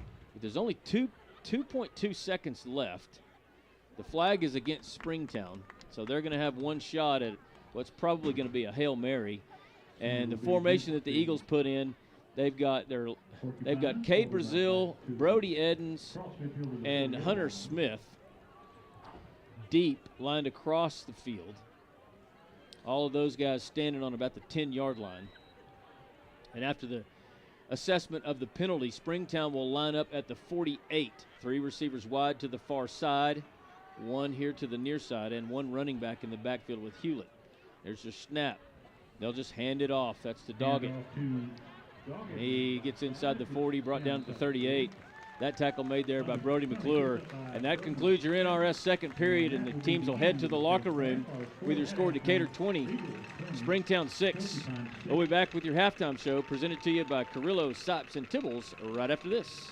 Bison Creek Homes is an established home builder in Decatur, proudly serving Wise County and surrounding areas. With an in-house licensed architect and interior designer, Bison Creek Homes has been leading the way in innovative home designs such as modern, contemporary, farmhouse, Texas Hill Country designs, and more. Come put our many years of construction experience to work for you. Visit bisoncreekhomes.com and check out the many beautiful homes we have built. And go Eagles!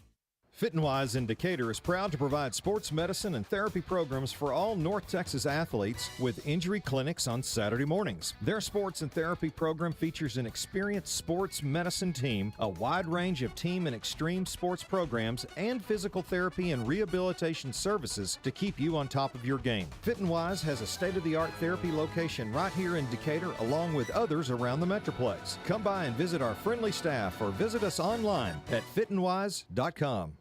For all your seamless gutter needs, give us a call at Wise Gutter Solutions, area code 940-389-7880 for a free estimate. We service Wise and all surrounding counties. We offer new install, repair, leak protection, and cleaning services.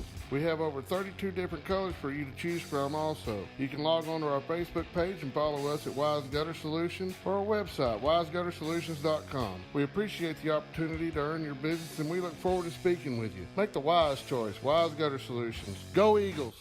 Texas Farm Bureau Insurance in Wise County has protected fellow Texans with auto, home, and life insurance since 1963. We have 2 locations in Decatur and Bridgeport that serve over 4,500 members in Wise County and the surrounding areas. Whether you're wrangling cattle or kiddos, we're proud to protect all fellow Texans in all Texan ways of life. Kelly Lynch, Doyle Lowe, Lisa Bradshaw, Chris Hanlon, and Monty Houston are located in the Decatur office across from James Wood Motors. Lisa Bryant and Todd Vineyard are located in the heart of Bridgeport on Wholesale Street. Give us a call or stop by and speak to one of our 6 local agents. Coverage and discounts are subject to qualifications, and policy terms may vary by situation. Build or buy your dream home with help from the mortgage experts at First National Bank Mortgage. Mortgage money man Mark Goodwin will help you build or buy the home of your dreams in Wise County. Our office is now open in Bridgeport, and we're ready to get to work on your new home loan. Why trust your mortgage to anyone else? First National Bank Mortgage, now open in Bridgeport. Apply online at mortgagemoneyman.com. NMLS 543312, Equal Housing Lender, member FDIC. The law firm of Kernot & Hafer is once again a proud sponsor of Decatur Eagle with its Decatur office located on the Decatur Town Square. The firm includes local attorney Pat Wadlington and focuses on litigation and dispute management within a wide range of areas, including family and custody issues, business and commercial disputes, estate and inheritance matters, and personal injury and death cases. Kernot & Hafer, friendly, professional, direct, and strong. We're there when you need us. Welcome back to Eagle Football on Decatur Sports Network. This is your halftime show presented to you by Carrillo, Sotz, and Tibbles. Our halftime score here at Eagle Stadium. Eagles leading 20-6 over Springtown. And let's go down on the field for some scores around the area and out of town to Jacqueline Wenzel. Jacqueline, what do you got for us? All right, so we got Brock leading the Paradise Panthers in the second quarter with 9 minutes to go. Brock is up 6-0. We also got Boyd Yellow Jackets with a tremendous lead, 20-7 against Pilot Point in the first quarter with 3 minutes left. We also got Alvord leading 14-0, ending the first quarter, heading into the second quarter. And then we also got the Stephenville and China Spring game, which I don't think has been updated, but last time I checked it was 7-7, so it's a pretty tight game. So you're 100% on your Wise County picks. Did we get a Bridgeport score? Hold on a minute. A Bridgeport? Yeah, I'm looking for one too on my app. Van Alstyne 1 million. Yes. Yeah, Van Alstyne is up 14-0 against Bridgeport. 14-0. Yeah, and I've got what did you have, Stephenville, China Springs? 7-7. Yep, that's what I've got, 7-7 in the second quarter. Yep, so pretty tight game. Yep, that is a good one. Are y'all pulling this all up on the worst app ever created? Yeah, it's not the worst, but it's definitely not the best. It's the Dave Campbell's app that you can't even chat on anymore because of whoever ruined it from the Hershey and Graham situation. Thanks a lot. Yeah, Ben Graham Lawton. No, it was a fake account of a dead person in Archer City. Thanks a lot fake dead person from That's Archer who it City. was. Hey, were you able to tell, Jacqueline? I mean, what was it might have been hard to tell, but as the kids ran off the field, the temperature did they seem excited? Did they seem down? Did you hear anything in particular? Decatur, they seemed pretty excited, especially after that touchdown that Nate Palmer had. They think that revved them up a little bit, and I think they'll come out in the second half looking pretty excited and good to finish up this game. Well, we'll look forward to your interview here in just a few minutes with Coach Huff after they come out of the locker room. But let's go now to Buddy Kirkland. Buddy's got some stats for us. It's kind of a weird first half, especially the first quarter as far as the number of offensive plays run. But, Buddy, what do you got for us stat-wise? A very strange first quarter, you're correct. Stat-wise, we'll go over the scoring breakdown right now. In the first quarter, with 9:46 left in the quarter, Nate Palmer ran for 28 yards on a touchdown. That would have been Decatur's first possession. And the point after by Aldape was no good, which is very unusual. That is very unusual. Now we'll move to the second quarter. Springtown answers back with 4:51 left in the second quarter. Hudson Hewlett pass was completed to Kelby Castro for 8 yards, the touchdown. The point after kick was blocked, so now we're at 6-6. Then with 3:02 left in the second quarter, Escobar ran for a 31-yard touchdown, which was a beautifully designed run, and Aldape's kick was good, making the score Decatur 13, Springtown 6. And then with just 58 seconds left in the half, Preston Escobar found Nate Palmer on a wheel route out of the backfield for a 62-yard touchdown. Point after kick by Aldape was good, and that brings us to where we're at now, Decatur 20, Springtown 6. What you have for stats for us down there for individual stats? As far as individual stats are concerned, we've got of course, for Preston Escobar, he's 5 of 6 for 84 yards, 1 touchdown, and that 1 lone interception. Nate Palmer was 12 runs for 68 yards. That's a 5.7-yard average, and that's a 1 touchdown on the run. Escobar's 2 for 37 on the ground with an 18.5-yard average for 1 touchdown. Twan Gilbert, 1 run for 15 yards. Devin James, 1 for 5. Now receiving, of course, Palmer 2 receptions for 67 yards. That's a 33.5-yard average, 1 touchdown. Hunter Smith, 3 catches for 17.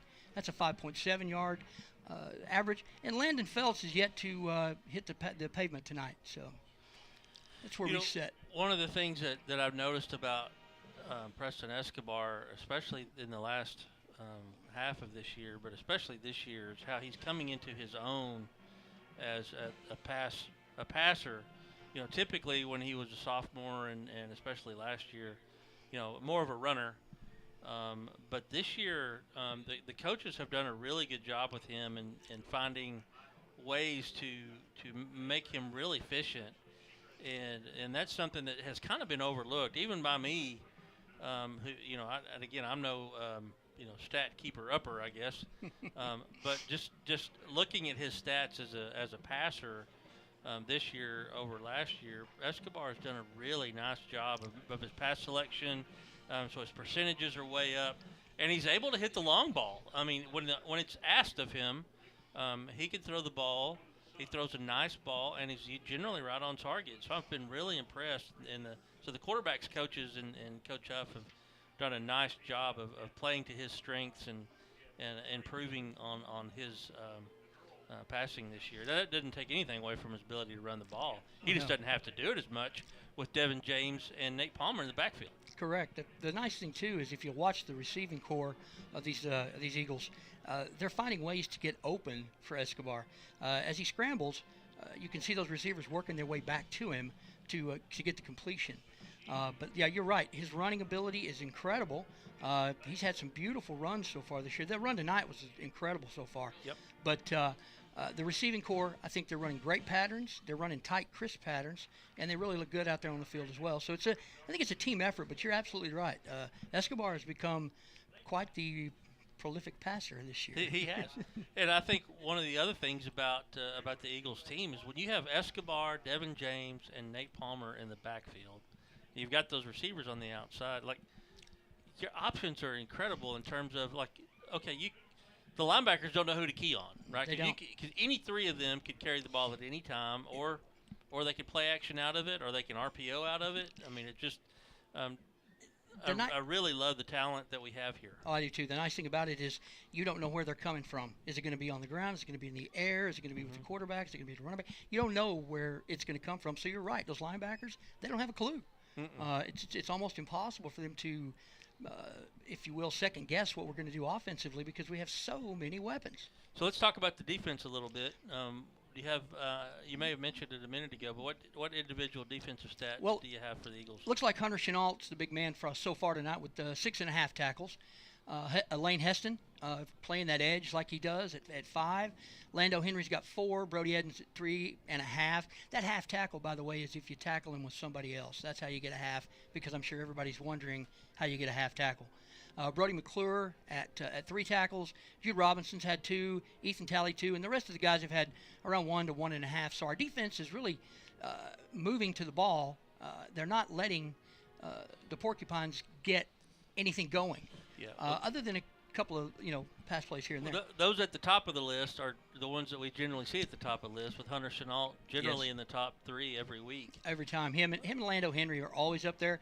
Lane, depending on what kind of offense that we're playing against, Lane is usually pretty up there on the top as well. And sometimes we see the Vendozer up there. Oh, yeah. He's had a couple of tackles. I mean, 1.5, as a matter of fact, for the Dozer. I don't know if you heard us talking earlier, but he was selected this week by Lone Star Preps as one of the outstanding linebackers in the state for the 2024 class. Wow. Well, congratulations. It's well-deserved. It is well-deserved. Great job. He does a great job. Yep. So, were you watching? Did you watch him when he was a freshman? Yeah, I did. I watched him when he was a freshman. Playing at running back position. Unbelievable. He's got. He earned that name, by the way. We were in Big Spring, and he was he was a leading blocker, but he was just running over people as a freshman. So we gave him the Vendozer nickname up in Big Spring. Hey, that's a great nickname too, because I'm telling you what, I've seen him run over some people and just leave them laying in the dirt. I think even his parents call him that. Do they now. really? Yeah. That's great. So, one of the things about the defensive is you mentioned it a second ago, is about how they swarm to the ball. They're ball hawking all the time, and there's always a lot of people around the tackles. Very rarely do you see a solo tackle in the open. There's always somebody there that's tracking the ball and just trying to get to the ball and make a play. And that's what coaches in high school look for. They look for a group of guys that they can put together that will swarm the ball wherever it's at. And our defensive players have got good speed. Even our linemen have good speed. And they're on the ball before they can get to the line of scrimmage a lot of times. And you're absolutely right, Charlie. It's a gang tackle every time. And the secondary, I think the coverage that we run in the secondary it complements our linebackers and our defensive line, because they get just enough pressure on that quarterback to kind of fade back and see the ball and have a time to break on it if it needs to be broke on. So yeah, Pat and I were talking about during the game about how our safeties this year have been really good at outside run support, and we see a lot of times the safeties coming up to make tackles, and sometimes up in the middle You see the safety, seeing the run, and then just coming up from the safety position and, Sure. and locking it down, at a 3, 4, 5 yard gain, Yeah. Rather than allowing them to break into the backfield. Well, once they read that first key, and see what that offensive lineman's doing, then that gives them the ability, to break up on the ball that quick. So it's all a read and react type situation. And our safeties have got some of the best reaction time I think I've seen in high school in quite a few years. Well, I'm real excited about what's coming over the next couple of weeks, and we're going to be in Mineral Wells next week at a beautiful stadium, by the way. If you've never been to Mineral Wells, they've got one of the great 4A stadiums. It's fairly new, but they've got their press box is awesome. The field is pretty. It's just laid out real nice there in Mineral Wells. So if you're not here, try to get up to Mineral Wells next week and take in that stadium and the Friday Night Lights next week. And then Decatur will be off. Their bye week is in week 11 this year, which will get them a little bit of rest and get some people healthy and get ready for the first round of the playoffs, which will be, if Decatur wins tonight, we'll play the 4th place team in District 3, which, as we sit here today, is Dumas. Again. But I saw Dumas was winning against Pampa, so they may jump to 3rd place. We may end up playing Pampa again. And you know what? It's good to play somebody that you played before, but at the same time, it can also be a thorn in your side because you're going to be thinking in the back of your mind, well, we blasted these guys earlier in the year, and then we get out there and in the playoffs, and you know how the playoffs are, Charlie. Anybody can win any night, any given day, That's and right. and there is nothing more telling than Decatur a few years ago when Decatur finished 4th in the district and ends up running through all the way to the semifinals at Jones AT&T Stadium. I mean, not Jones, that's Texas Tech. That's at it. AT&T Stadium down in Arlington after finishing 4th in the district and beating Dumas, who was number 1 in that district out there that year. And they looked good the first part of that game at Jerry World, of course, but then they ran into a buzzsaw. Yeah, that buzzsaw known as Waco La Vega. We were talking about that earlier about La Vega and China Springs and Stephenville all been in the same district. La Vega this year, I've been following them somewhat. They're playing Alvarado tonight, by the way. Okay. But they don't seem to be the team they were back then. Gotcha. I think they've got a couple, maybe 3 losses already this year. So I don't necessarily think we'll see them. But to see somebody like China Springs or Stephenville again, might be beneficial, maybe. I would love to run up against Stephenville again, because that's the true test, right? Oh, they're number 1. Yeah. If you're going to be number 1, you got to beat number 1. Number 1, that's right. And I think this team, with the level of confidence they're playing with now and the coaching, I think we could hang with them. And I may be a little more, I may be biased, which of course I am. Of course we are. Well, I feel like that you're absolutely right. You hit the nail on the head. This team is playing with confidence. They're playing with a little swagger, and they're really starting to, in my opinion, come into their own. And it's good because we'll be peaking right about the time the playoffs hit. And we get through Mineral Wells next week, and that week off is going to be very beneficial. That will be nice. So we get that, and I think we can make a deep run. All right. Well, buddy, we're going to wrap this up here because we always try to put the Eagle Band out for our listeners. And so the Eagle Dolls have started their performance. So we'll get through this, and then we'll come back in just a few minutes. But right now, you guys enjoy the Eagle Dolls, and we'll bring you the Big Blue Marching Band here in just a moment.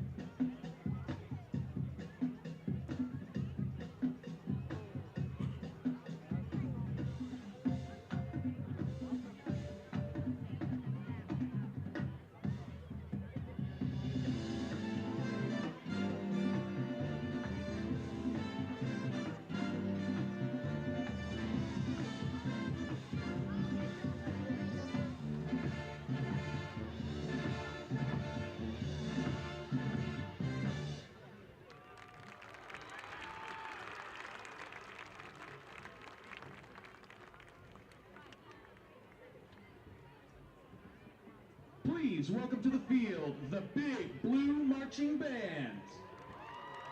The BBMB will be performing their 2022 show, Heroes, featuring music from Life on Mars, Enterprising Young Men from Star Trek, Nimrod from Enigma Variations, and Batman.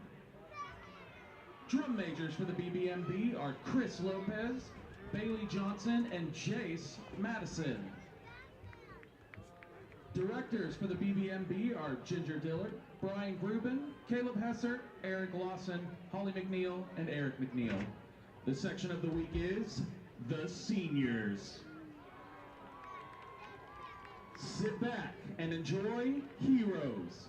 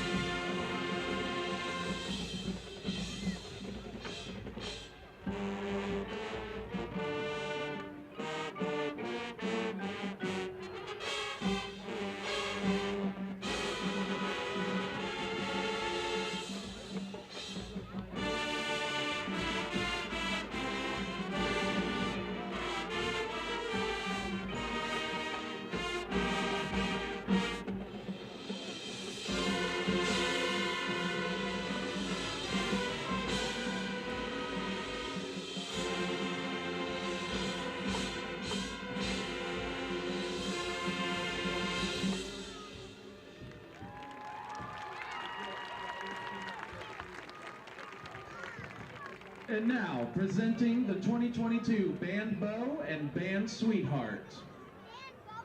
The 2022 Band Bow is Chris Lopez.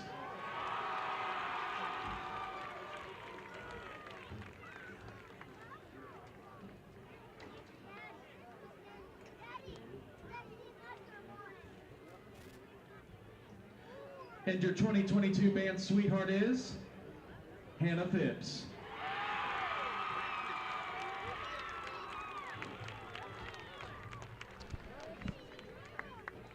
Okay, thanks for watching the Big Blue Marching Band with us. We wind down the Carrillo, Sops, and Tibbles halftime show. We're going to be going down to Jacqueline Wenzel here in just a minute. I said it wrong, didn't I, Jacqueline? It's Wenzel. Reminder. She's going to have Coach Huff here in just a second. She have us? You got us down there? I do got y'all. You're going to have to turn our. There you go. There you go. Here he comes. Just go ahead and grab him.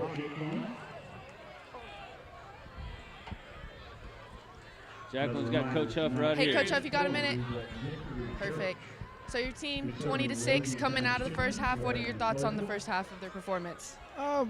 Pretty up and down for us. I thought the kids it's not an effort thing, but we made some silly mistakes and got frustrated, and sometimes the kids got frustrated, got some silly penalties, but we got to clean that up second half. But again, it's not an effort thing with the kids, and we'll see if we get the ball first, second half. We need to go score. Perfect. Thank you. Good luck in the second half. Thank you, Jacqueline. I don't know if you responded because you had her back to us. I didn't know if you heard me that I said your name wrong. It's okay. It's okay. But I didn't call you Jack-o'-lantern. Yeah, that's fine with me. Hey, let's take a quick break, Charlie, and we'll be right back with your opening kickoff of your third quarter. 20-6 your score. Decatur with the lead.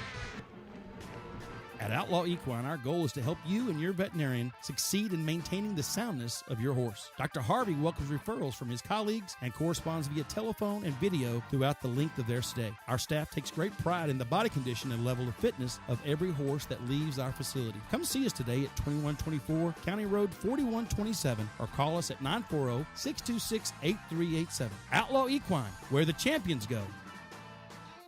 Hi, neighbor. If you want to win state, don't fumble the ball. Pass it to Ryan Realty, the best quarterback in town. They will get you to the end zone and assist you in scoring the extra points. You'll recognize them in their hot pink jersey.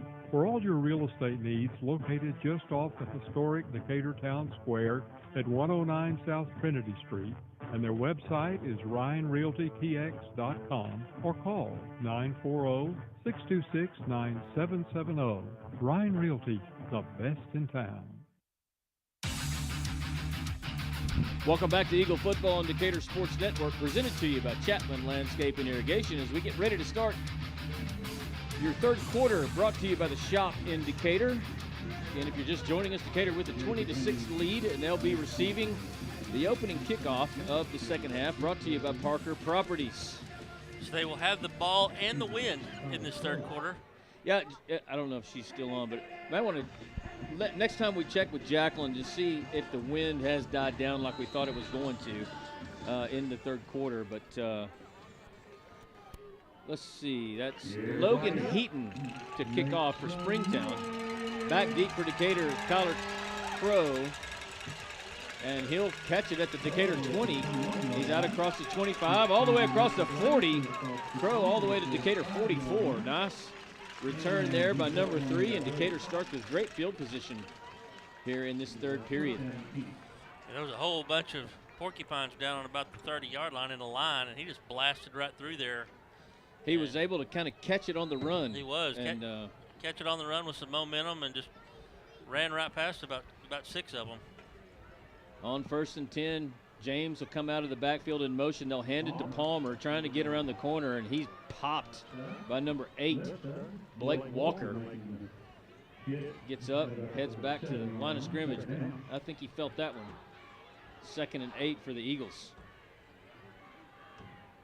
Get Nate Palmer a little patient there behind the left tackle.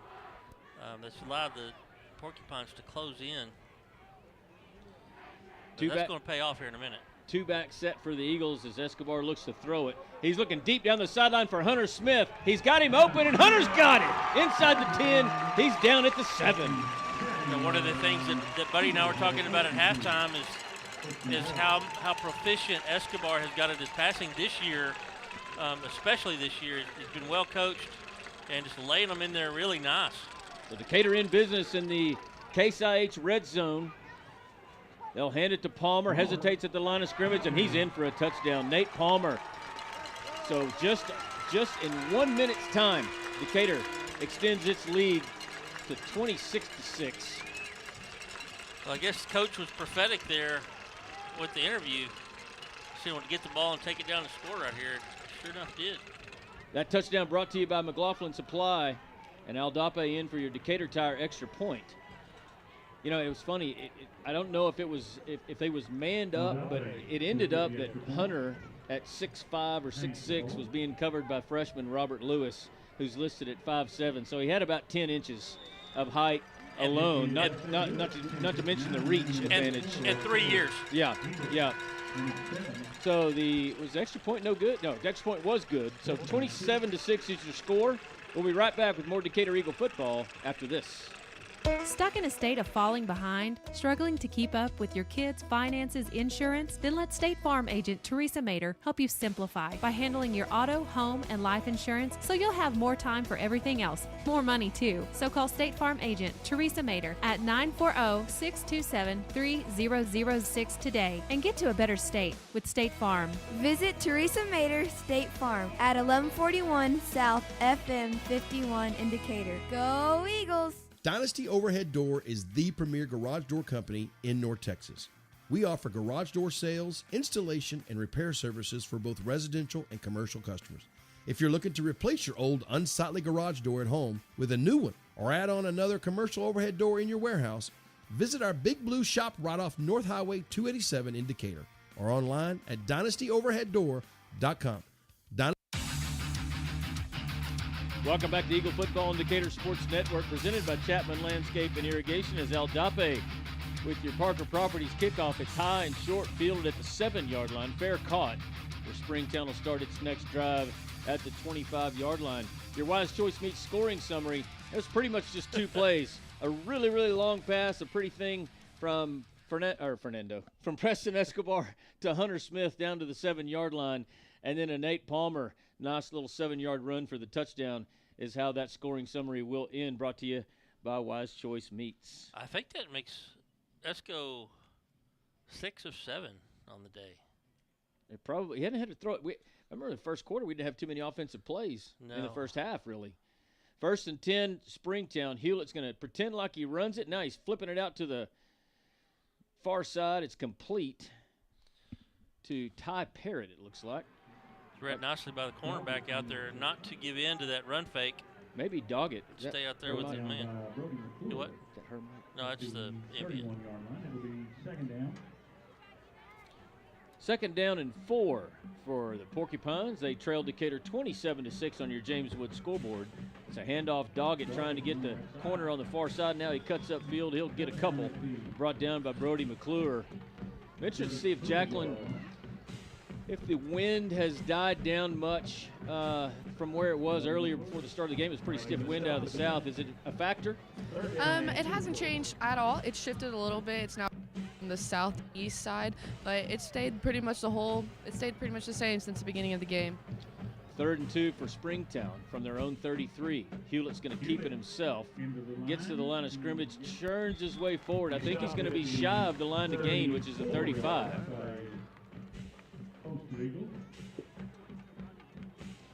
And it's going to bring up 4th down and about 4th down and a hot dog. Yep, a porcupine's tail. Do they have them? They're probably a quill. Really short. It's short by a quill. How about that? Well, they're going for it. They are. Hewlett in a shotgun. They'll snap it to him. He's going to run straight ahead. He's met at the line of scrimmage. I think he's got it. Not by much. I think they got just about the length of that quill. Yeah. He just had to get to the 35-yard line, and that's where it's spotted, and they will move the chains. Boy, barely. Look at that. Yeah, that would have been trouble for Springtown if they didn't make that and Decatur were able to get the ball again in their territory and score again. That would have presented even a bigger problem for them than 27-6 with 9 minutes left in your third period.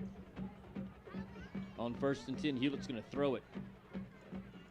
Pass is caught at the 40-yard line, gain of 5. Pat, we were talking earlier at halftime that if we were to win this game, we would lock up district. Yep. And we are going to play the 4th place team in that 3-4A, District 3-4A, which currently, as we sit here tonight, is Dumas. But hold the phone. Dumas is beating the Pampa Harvesters 21-7, which is going to mess things up over there in District 3. On 2nd and 6, Springtown will hand it to Johnson. He's got nowhere to go. Decatur with a run blitz then. It was Lando Henry up the middle, able to grab his legs and finished off by Tobin Petrie. That's going to bring up 3rd down and 6 for Springtown. Another score for you here in District 4-4A. Wichita Falls Coyotes over Burke Burnett, 10-0 at a half. Okay, Johnson checks out. Jacob Haynes checks in at cornerback here on the near side, right across from Spec Boot Belay.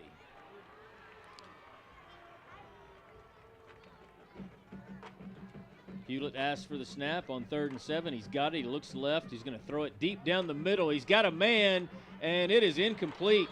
He had number 10, Braden Fox, open, and he kind of threw it over the wrong shoulder and a little bit short, and Fox not able to reel it in. That could have been a big play there for Springtown. Yeah, Fox tried to make a twisting correction there. You know what he did? He did a foxtrot right there. I think if he would have done the foxtrot, he might have got that ball. Instead, he did the twist instead of the foxtrot. So I got some bad news if you're a Stephenville fan. They down? They are down 21-7. Wow. That means China Springs is really good. Yes. So Springtown will punt it. The snap is really high and the kick is bad. It hits at the 50 and takes a Decatur bounce and another Decatur bounce, and it's down at the Springtown 47. So the net on that punt, 8 yards. And Decatur's going to take over 1st and 10 at the Springtown 47. Decatur slowly starting to take over in this ball game. I think they are. I don't know about slowly, but ever since about 3 minutes left in the second quarter, the Eagles able to put 2 on the scoreboard right before half, came out to score here in the third really quickly. Now they hand it to James. He's got the corner on the far side, and he's around. He's inside the 30. Devin James down the sideline. Devin James, oh, he stepped out. Did he? Oh. Yep. I don't know where, but they're going to call him out at the 19. Inside the Case IH red zone. It's a Krisha Heston Parker Properties first down for the Eagles. Man, he is so deceptively fast. Man, he's scooting down that far sideline, that's for sure. 1st and 10, they're going to hand it to Palmer. Nope, Escobar's going to keep it. Bounces to the outside. He's around the corner and pushed out of bounds at the 12. Man, he planted his foot, and I think the defender in front of him just fell down. He planted his foot upfield and then bounced outside. That was a cut. License plate CD 6Z 567. Illegally double park. Gain of 6. 2nd and 4 Decatur. 7:18 left here in your third period. Brought to you by the shop in Decatur. Escobar's going to throw it. He's looking for Palmer in the corner of the end zone, and he's got it. That's just another wheel route. Wasn't as deep this time, but that's the second time they've connected on a wheel route. And Escobar to Palmer for 12-yard Decatur touchdown.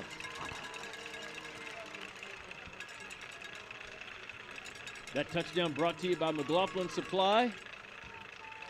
And El Dape in for the extra point, which is brought to you by Decatur Tire. Decatur Tire, always on point. Are they? I don't know. Is that their slogan? I just made that up. Extra point. Maybe you gonna make them pay you for that? Heck yeah! El Dape's copyright by Charlie Tibbles Esquire. El Dape's extra point is good. It's 34-6 Decatur. We'll be right back.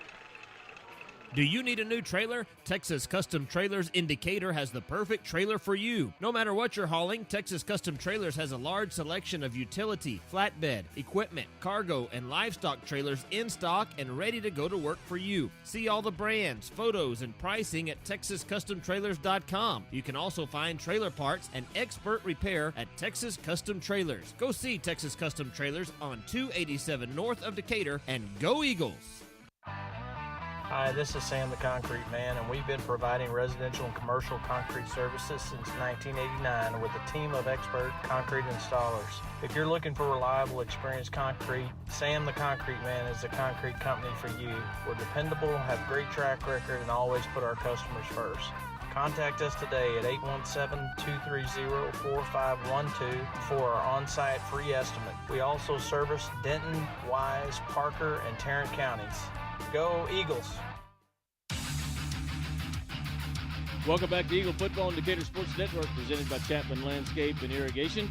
We score 34-6 here at Eagle Stadium, and your Wise Choice Meats scoring summary. I'll bring it to you right after this kickoff that's brought to you by Parker Properties. Hits at the 15. Ball's on the turf, now picked up by Springtown, and tackle made at the 19, flag on the play as well. But your scoring summary brought to you by Wise Choice Meats. It was a short Decatur drive after a short Springtown punt that gave Decatur the ball at the Springtown 48. 5 plays. Was highlighted by a long, nice run around the far corner by Devin James. It gave Decatur the ball on the Springtown 12, and the drive culminated with a wheel route, short 12-yard pass from Preston Escobar to Nate Palmer in the northeast corner of the field in the end zone this time. I think they connected once on the other corner. I would say that Nate Palmer probably scored in every corner of the end zone. I wonder if he could score in all 4 corners. We'd have to make an award for that. He scored. I think he just needs southeast. Oh, for the game yes, today. Yes. On 1st and 10, Springtown's going to complete a pass out across the 20. Cade Brazil has ripped it out, and he scores a touchdown, but they're going to whistle. The receiver was down. Oh, man. He had him bottled up. Cade Brazil had number 1, Ty Parrott, bottled up, and he was still on his feet. Cade able to rip it out, and he was in the end zone for an Eagle touchdown, but they whistled him dead of forward progress, I would assume. That would be my guess. Maybe the whistle had blown and we just didn't hear it.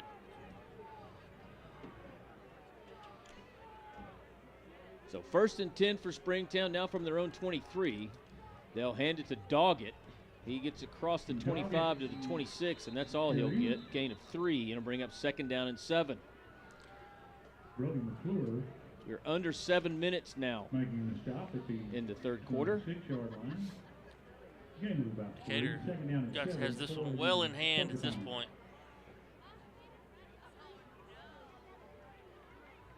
You know, we were talking about with Buddy at halftime, talking about the Eagles offense and how scary it must be to be a defensive coordinator. On 2nd and 8, Springtown will complete a pass on the far side. It's short of the first down, about 2 yards. They'll bring up 3rd and 2. Go ahead, Charlie. When you're sitting up here and you're looking at Devin James, Nate Palmer, and Escobar, who can run and who's become a good passer this year, and you got those outside receivers that get height, and you're thinking, what do I do here? Yeah. You know, just especially when you have a young team like Springtown does. They're going to be good for a couple of 2 or 3 years, that is for sure. As they hand it to Doggett, he breaks into the secondary, and he's got plenty of room, but he's not going to outrun Antoine Gilbreth. But all the way down to the Decatur 37, clearly the best running play of the night for the Porcupines. Indeed. You know, what a play from Gilbreth to come over from the opposite corner and make that play. And he's been doing that all year on these long runs. And it wasn't like he barely got there either. No, he was there before Doggett. He was down here waiting on him. 1st and 10, Springtown. They'll hand it off up the middle. No, it's Hewlett himself. He goes up the middle, now bounces outside. He's going to be dropped by Brody McClure just inside the Decatur 35. Gain of 3. Coach King out on the numbers talking to his defense. It's a good play from McClure to come up from his safety position and run support. Tobin Petrie's going to have to come out again. His helmet's off, and Corbin Owens will trot in to take his spot. Substitutions made by the Porcupines as well. Got a couple of scores here. I got Brownwood over Lubbock Estacada 24-7.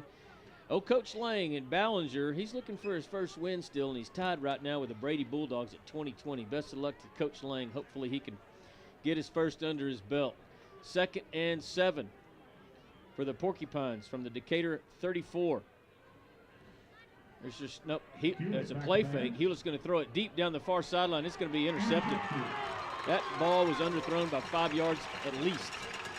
And Brody McClure just there to probably going to be one of the easier interceptions he'll make. He was just playing center field, waiting on the ball to come down. I think he fair caught it. Hey, a local score for you. Lake Dallas 20. Frisco Emerson, not very good player, Mavericks 0. Oh man, did you have Dumas 21-7? No, I had China Springs 21-7 over Stephenville. Well, Dumas is up 21-7 over Pampa as well.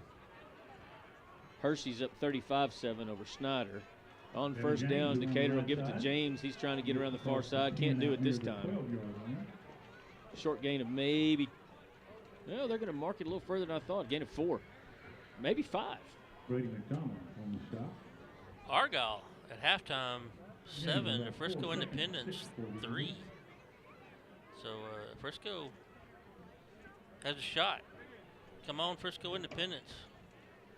2-back set on 2nd and 6 for the Eagles from their own 12.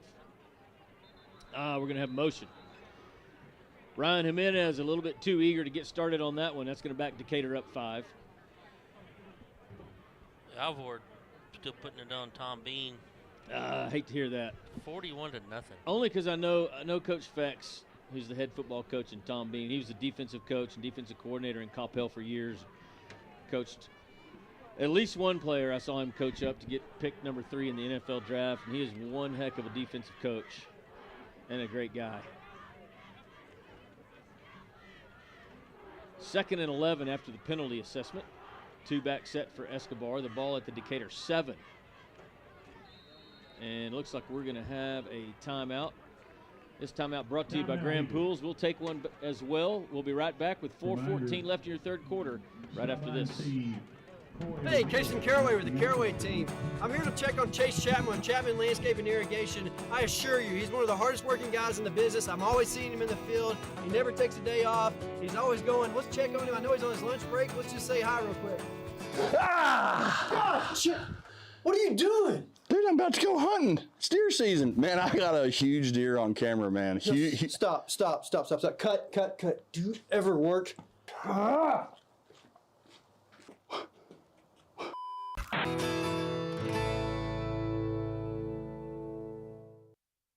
Hawkins Funeral Home is Wise County's only locally owned funeral home and has been serving Wise County and the surrounding area since 1906. The staff at Hawkins Funeral Home is available to you 24/7, 365.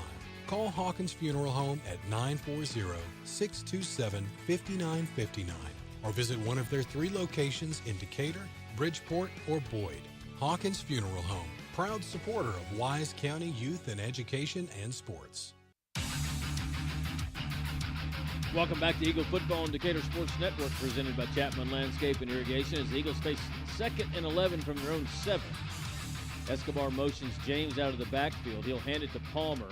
He's trying to get around the corner. He does on the near side. He's out across the 10 to the 11-yard line. It's still going to bring up a 3rd and long for the Eagles. 4:03 left here in your third quarter, brought to you by the Shop in Decatur. And your score on your James Wood scoreboard, 34-6 Decatur. Real quick, Mom, if you're listening, your Rotan Yellowhammers winning 48-32 over the Highland Hornets. Decatur stays in their 2-back set. 2 receivers wide to the right. Now Palmer's going to motion out. Escobar's going to throw it. Throws it over the middle. Looking for Landon Phelps. He's got him. All the way out to the 30-yard line. First down, Eagles. And nice pass there from Preston to Landon Phelps.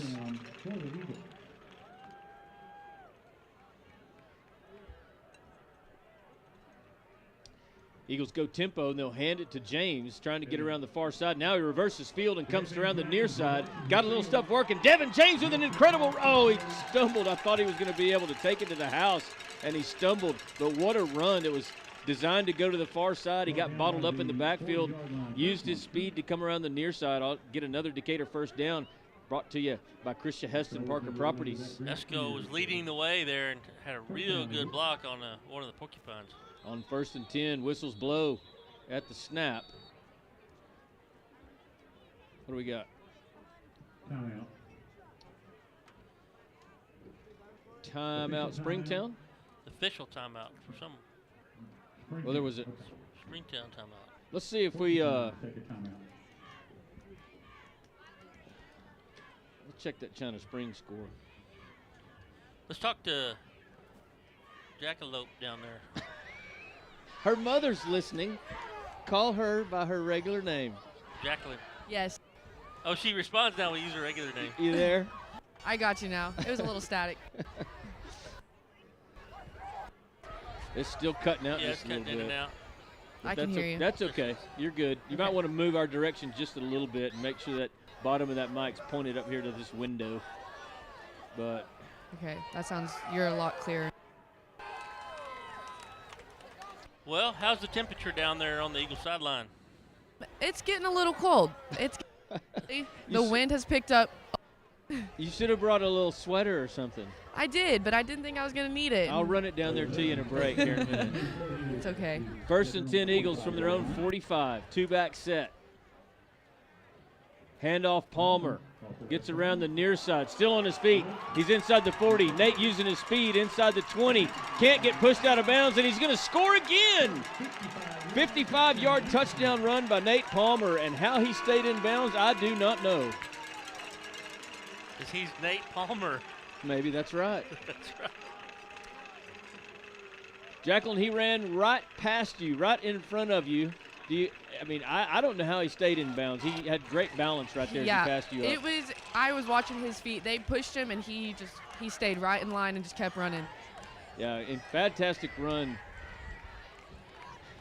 by Nate.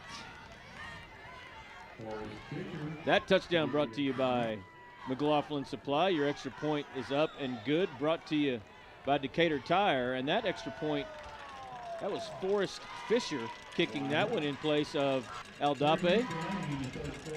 And with 3 minutes to go in your third period, brought to you by the Shop in Decatur, it's 40-6 Decatur. We'll be right back. Hey Wise County, Erico AC and Heat is honored to support the Decatur Eagles. Since 1982, Erico has been Wise County's premier HVAC specialist, taking care of all your heating and cooling needs, as well as sales, refrigeration, and installation services. If you're in need of HVAC assistance, call us at 940-627-5882 or check us out online at eriehvac.com. Let's go Eagles! Woo! Fuzzy's Taco Shop is your one-stop taco shop. For breakfast, brunch, lunch, dinner, hang time, game time, you get the picture. Our Fuzzy's Baja-inspired tacos, nachos, burritos, and fresh salads are perfect for any time of the day. Grab your ticket stub and head into your local Fuzzy's in Decatur today or tomorrow for free chips and queso with a $5 purchase. Welcome back to Eagle Football on Decatur Sports Network, presented by Chapman Landscape and Irrigation. Your Wise Choice Meats scoring summary. Decatur's drive started at its own 11, and on a 3rd and 7, Escobar able to convert to Landon Feltz out to the Decatur 35, and a few plays later, it was Nate Palmer taking it in from 55 yards out on a fine run down the near sideline, and it's 40-6 Decatur. Pat, I think two different Porcupines olayed that ball as it went past them. And so they had to scramble to keep the Eagles from getting on top of that. We almost recovered it while I was doing the scoring summary. Oh, that was Forrest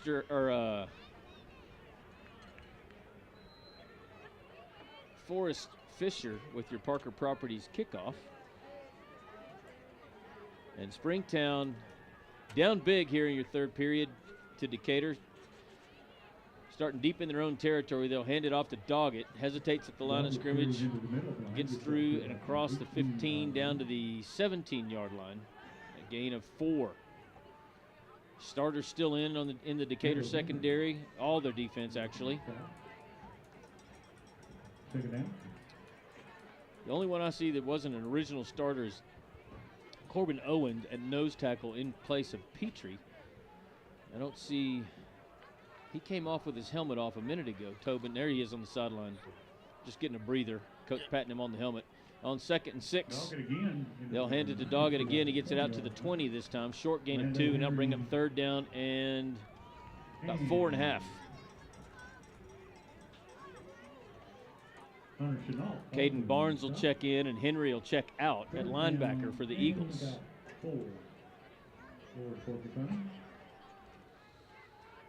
Springtown not in a hurry, taking all the time they can. I don't know what that. Just ready to get out of here. Yeah. 3rd down and 4, under 10 on the play clock. And the snap's on the ground, and Hewlett's trying to get it. He covers it at the 4. So that's going to bring up a 4th down and a whole lot for Springtown. Porcupines kind of falling apart here in the second half, Charlie. Yeah, they have. They've had a lot of miscues on defense that have resulted in Decatur big plays. Well, I think Decatur also made a few adjustments on the offense. I mean, just found some holes and really started making some hay on the outside with the outside runs. Springtown's turned the ball over when they did move it a couple of times. And just little mistakes like that against a team like Decatur when you're young and a lot of juniors, sophomores, and even freshmen on your team, it's hard to overcome. Timeout. Timeout, Springtown. Let's take one as well with 54 seconds left in your 3rd period. We'll be right back after this. S&J Pharmacy at 1101 West Eagle Drive can fill prescriptions in 15 minutes or less with fast and friendly service. They also offer same-day compounding, private consultations, medication therapy management, immunizations, B12 shots, a convenient drive-through window, and free home delivery. S&J Pharmacy accepts all major insurance plans, including Blue Cross and TRICARE. Open Monday through Friday 9 to 6 and 9 to 1 on Saturdays. Call 940-627-5400. That's 627-5400 for S&J Pharmacy in Decatur. Cobb Rental, located in Decatur, has the best selection of prices in the Wise County area on equipment rentals and sales. They have skid steers, lifts, trenchers, welders, forklifts, excavators, backhoes, and much more on hand and ready to go to work for you. Whether you need heavy-duty backhoes or trailers for transport, chances are Cobb Rental will have what you're looking for. Come see us at FM 51 in Decatur or online at CobbRentalAndEquipment.com. Good luck, Eagles, from Cobb Rental in Decatur. Welcome back to Eagle Football on Decatur Sports Network, presented to you by Chapman Landscape and Irrigation. 4th and 20, or 4th and 19 for Springtown. They lined up the punt, moved a little bit on their line, and called for illegal procedure. They'll move it halfway to the goal line, and it's going to be 4th down and 21. Springtown punter standing in the north end zone, and it's Galbraith and Feltz back deep to field it. The punt's away. It's end over end. It's going to hit at the 30-yard line, take a Springtown bounce, and roll across the 40 to the 42. That's actually about all you can ask for if you're Springtown and you're backed up in that situation. Get it out to the 42-yard line and no return, which is where Escobar and the Decatur offense will start here with 41 seconds left in your 3rd period. Decatur with a big lead, 40-6 on your James Wood scoreboard.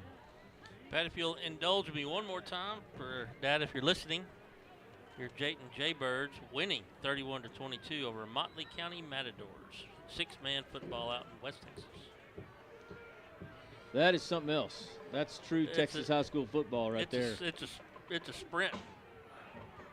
On 1st down, Escobar hands it to James. He's across the 40 down to the Springtown 38, gain of 4.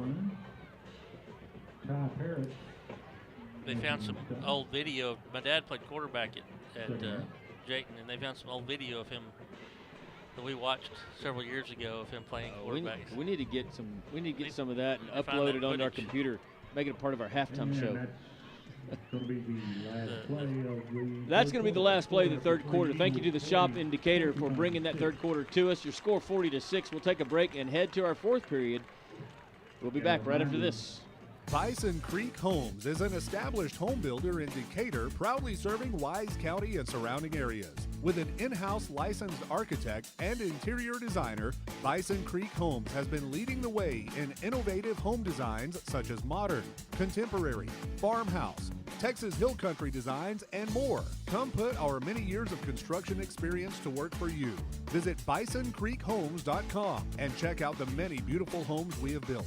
And go Eagles! Fit and Wise in Decatur is proud to provide sports medicine and therapy programs for all North Texas athletes with injury clinics on Saturday mornings. Their sports and therapy program features an experienced sports medicine team, a wide range of team and extreme sports programs, and physical therapy and rehabilitation services to keep you on top of your game. Fit and Wise has a state-of-the-art therapy location right here in Decatur, along with others around the Metroplex. Come by and visit our friendly staff or visit us online at fitandwise.com. Welcome back to Eagle Football on Decatur Sports Network. Decatur with the ball in Springtown territory on 2nd and 6, and Escobar hits Hunter Smith along the far side. Breaks some tackles, and Hunter is still on his feet, but they're going to say he stepped out of bounds at about the 23, but that's another first down for Decatur, and there's a yellow flag on the ground, too. Let's see what that is. Illegal man downfield. So that'll take a nice play away for the Eagles. You know what, though? A lot more cleanly played game tonight by Decatur as opposed to last week up in Wichita Falls. Definitely. I'll be curious to know. Well, I guess I would be curious to know. I guess I could pull it up on our stats feed. Yeah. And find out how many penalties have been called. Hey, by the way, the Eagles going for the sweep here. Both the JV and the freshman won last night. JV wins 34-8. Handoff James on 2nd and 11. Spins his way inside the 40 down to the 38. But I don't have a 7th and 8th grade score. But I know from the high school, freshmen win handily. I don't have a score for them, but I hear they won pretty handily, and then JV putting it on them too. 11:25 and counting here in your fourth period. Brought to you by Prime West Mortgage. 3rd down and 7 for Decatur. They take all the time they can, let the time run off on the play clock. Careful. Yeah, made sure I got it right. Escobar rolls to his right, looking for somebody to throw it to. He just throws it out of bounds. And like we said last week, he's matured as a quarterback because he knows when to do that. Yep. I mean, I know that was going to put him at a fourth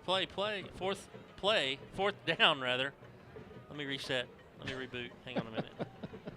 It would have put. You want me to reboot you? Yes. Somebody needs to. I'm just going to forget about it. Never mind. Y'all get it was the a idea. 4th down play. Come on, go with it. It was a 3rd down play, and throwing it out put them on a 4th down. But don't take the loss. Punt it away. Your defense is playing great football, so. And there's your punt. It's a nice punt by Jacob Haynes. It's high, caught at the 9-yard line, and that's exactly what you're talking about right there, Charlie. Just kick it away, pin them in short, inside their own 10-yard line. There's under 11 minutes to go in the game, and you're up 40-6. It's smart football. Let Vendoza and team come out and take care of some more business, and then get the ball back. Now we have a chance to get that 4th corner over here for over there on the E. Oh yeah. Get the 4 corners. I don't know if Palmer may not be in. I don't know. A little bit of change in the secondary for Decatur. Got Jacob Haynes in at safety. I think Brody McClure taking a break. But on 1st and 10, Porcupines will hand it off. That's Doggett. He gets to the 10, and somebody's helmet came off, and it's Tobin Petrie's. It flew 10 yards.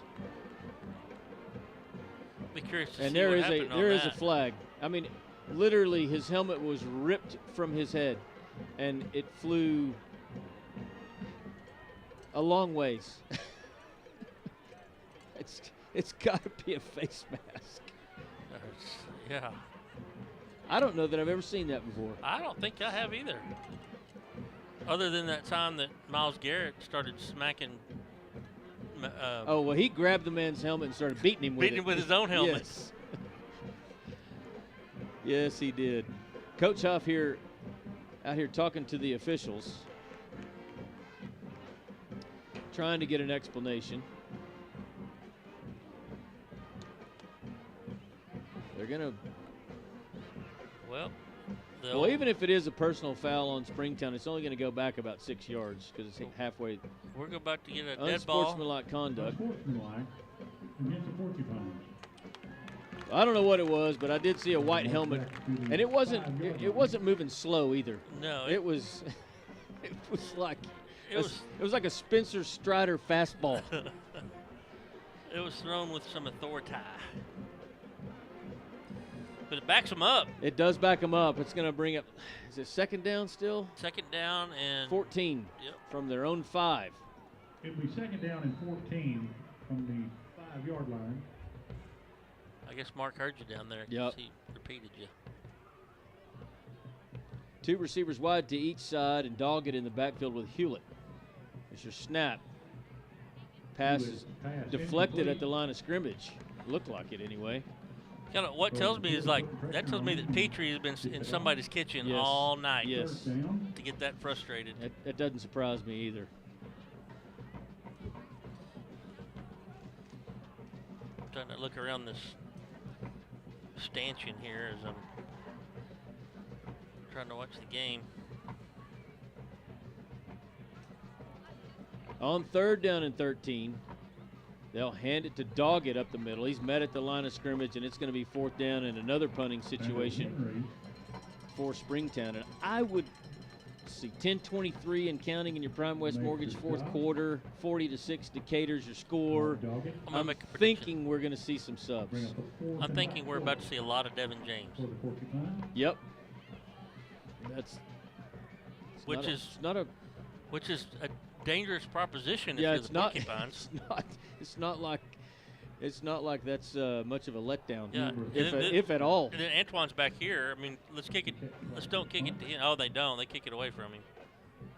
Yeah, well, then you got Landon Phelps picking it up, and he can do something with it too. But they're going to let it roll. It's going to roll down to the Decatur 41. And got a little tussle going on at the 20-yard line between Caden Barnes and somebody. No flag. Everybody just kind of ran away.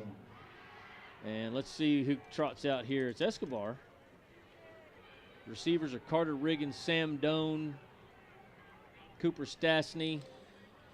Looks like they're giving Devin James a little break, too. Who's number Kyler 3 Crow. for the Eagles? Kyler Crow in the backfield. Luke White at receiver here on the near side. So it's Phelps and Kyler Crow in the 2-back set with Escobar. That's something we haven't seen. They're going to – oh, no, it's Sam Doan. Excuse me. No, it's Cooper Stastny. Let me see. Is there anybody else on the roster I could call? Number 18. That's Cooper Stastny. Sam Doan is 16, and he's at a slot on the far side with Carter Riggins. Pickup of 3. But I have not seen Cooper or Kyler line up in the backfield. Now they're going to stack them up over here on the right. There's your snap. They'll hand it to Stastny again. Works his way across the 45 to the 48. Gain of 3. Clock continues to run, getting close to 9 minutes even. Here in your Prime West Mortgage 4th quarter.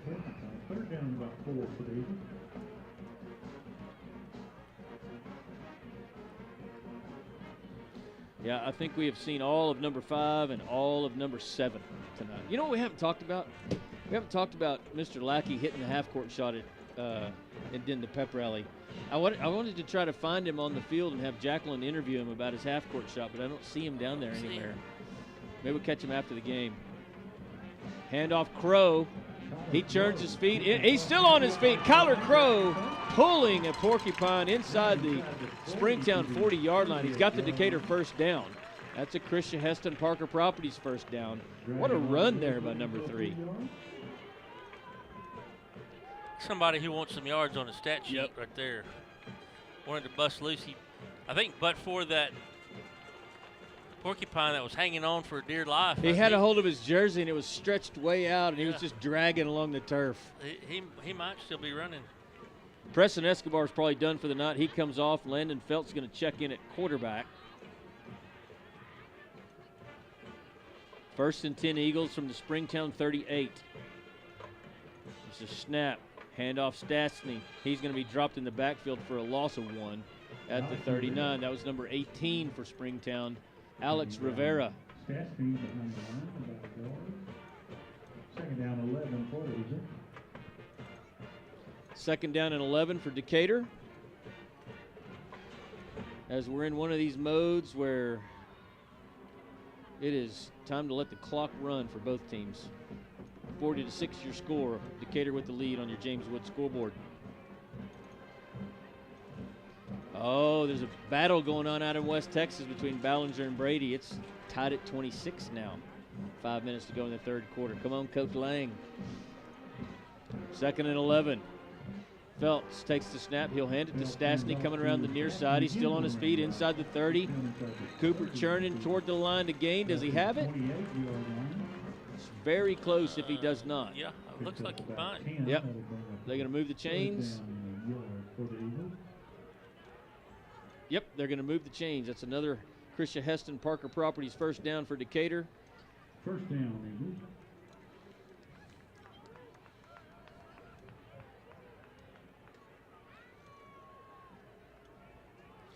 Clock still runs.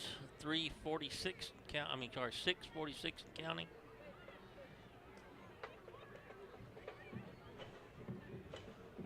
Bridgeport 23-6 now. Van Alstyne over the Bulls. On 1st down, they'll hand it to Crow. He's through the line of scrimmage across the 25 to the 23-yard line. Gain of 5.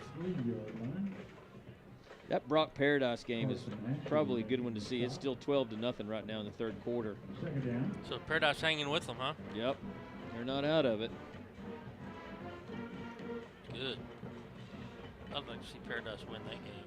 Now try to keep up with every team that Decatur has played, and Anna's one of them. They're only up 12-0 over Nevada Community. I don't know who that is, but they've got to be pretty good if they're within 12 points of Anna late in the 3rd period. This app, hold on. 2nd and 5, they'll hand it to Crow. He's into the secondary, still on his feet. Kyler Crow down to the 10-yard line. He hits the hole quick. But every time I look at this Springtown China Springs score, it's different. You mean Stephenville? Yeah, I'm sorry. Now it was 21-7 China Springs, and now it shows me 14-7 Stephenville. So this app is what do you say? Not very good. I got 14-7 Stephenville, but mine's showing 1st quarter. It keeps reverting back. So I got out of it and reopened it, and it still shows 14-7. I mean, it's not in the 1st quarter, though. I can guarantee you that. We need to call somebody. 1st and goal, Decatur. Handoff, Stastny coming around the near side. Met at the line of scrimmage and dropped. Well, let's see what's going on out there in West Texas. Looks like Dumas has beat Pampa 21-7. So Dumas is going to move up in the rankings. They push Pampa down into 4th. Wouldn't that be something to play Pampa again? Yes. Probably end up in Childress. And then the Canyon Eagles 14, Canyon Randall Raiders are 24. So Cooper Stastny's got something wrong here. He's having to be helped off the field. Looks like his right leg. I don't know whether it's his knee or his ankle. But he is struggling.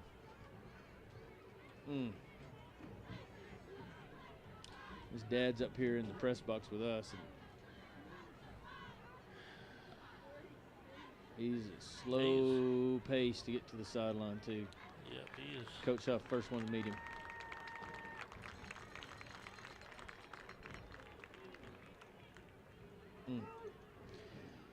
Well, hopefully that is just a stinger, but it looks awful painful, that's for sure.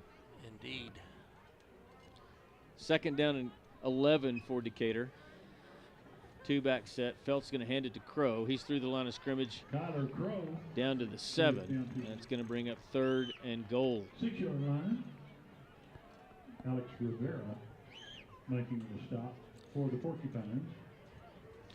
Coming up on your postgame show, we'll go quickly to your scoreboard and see if we can get some accuracy from Dave Campbell this time.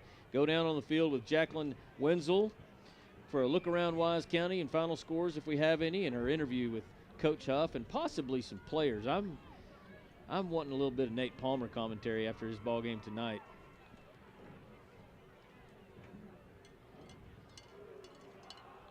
Now I look at the app and it's 21-7 China Springs again in the third It's quarter. wishful thinking by somebody in Stephenville. I don't know. Kyler Crow on the carry down to the 3, and that's going to be 4th and goal from the 3, and I'm thinking they're probably going to hand it to number 3. See if he can. He's been running like he wants a touchdown in the stat book. Well, let's see if Coach Huff gives him that opportunity. 3:22 and counting. Your score 40-6. Decatur with the lead. Everybody looks to the sideline to see what their coaches are going to call. Under 10 seconds to go on the play clock, and now Feltz lines up, get ready for the snap. 2 seconds on the play clock. There's your snap. They'll hand it to Crow, and he is in the end zone for that touchdown that he's been wanting so badly. Another McLaughlin Supply touchdown. This one to Kyler Crow, and I'm really happy for him because this entire drive, you could tell he was wanting one bad. Well deserved, number 3. Yep, well earned. Just putting his head down, just running the ball well, finding his holes. Forrest Fisher in for your Decatur Tire extra point following that touchdown brought to you by McLaughlin Supply. You know, Kingfish makes a good point here on our little text chat we got going. He said that Stephenville wouldn't recognize this Decatur team. Maybe not. Maybe we'll get a chance to see. But that extra point is good, and it's 47-6 with under 3 minutes to go in your Prime West Mortgage fourth quarter. We'll be right back with the conclusion of this one right after this. For all your seamless gutter needs, give us a call at Wise Gutter Solutions, area code 940-389-7880 for a free estimate. We service Wise and all surrounding counties. We offer new install, repair, leak protection, and cleaning services. We have over 32 different colors for you to choose from also. You can log on to our Facebook page and follow us at Wise Gutter Solutions or our website, wiseguttersolutions.com. We appreciate the opportunity to earn your business, and we look forward to speaking with you. Make the wise choice. Wise Gutter Solutions. Go Eagles! Texas Farm Bureau Insurance in Wise County has protected fellow Texans with auto, home, and life insurance since 1963. We have 2 locations in Decatur and Bridgeport that serve over 4,500 members in Wise County and the surrounding areas. Whether you're wrangling cattle or kiddos, we're proud to protect all fellow Texans in all Texan ways of life. Kelly Lynch, Doyle Lowe, Lisa Bradshaw, Chris Hanlon, and Monty Houston are located in the Decatur office across from James Wood Motors. Lisa Bryant and Todd Vineyard are located in the heart of Bridgeport on Halsell Street. Give us a call or stop by and speak to one of our 6 local agents. Coverage and discounts are subject to qualifications, and policy terms may vary by situation. Welcome back to Eagle Football and Decatur Sports Network, presented by Chapman Landscape and Irrigation. Your Parker Properties kickoff is on the ground and fielded at the 31 by Springtown. That's where they'll start this drive with under 3 minutes to go in the ballgame. Your Wise Choice Meats scoring summary. It was a drive that started at the Decatur 41-yard line, and it was just a ground and pound. Landon Feltz at quarterback, Cooper Stastny at running back, Kyler Crow at running back, and it was just chunks of yards, 5, 6, 7, and finally culminated in a 4th and goal run of 3 yards from Kyler Crow across the south goal line.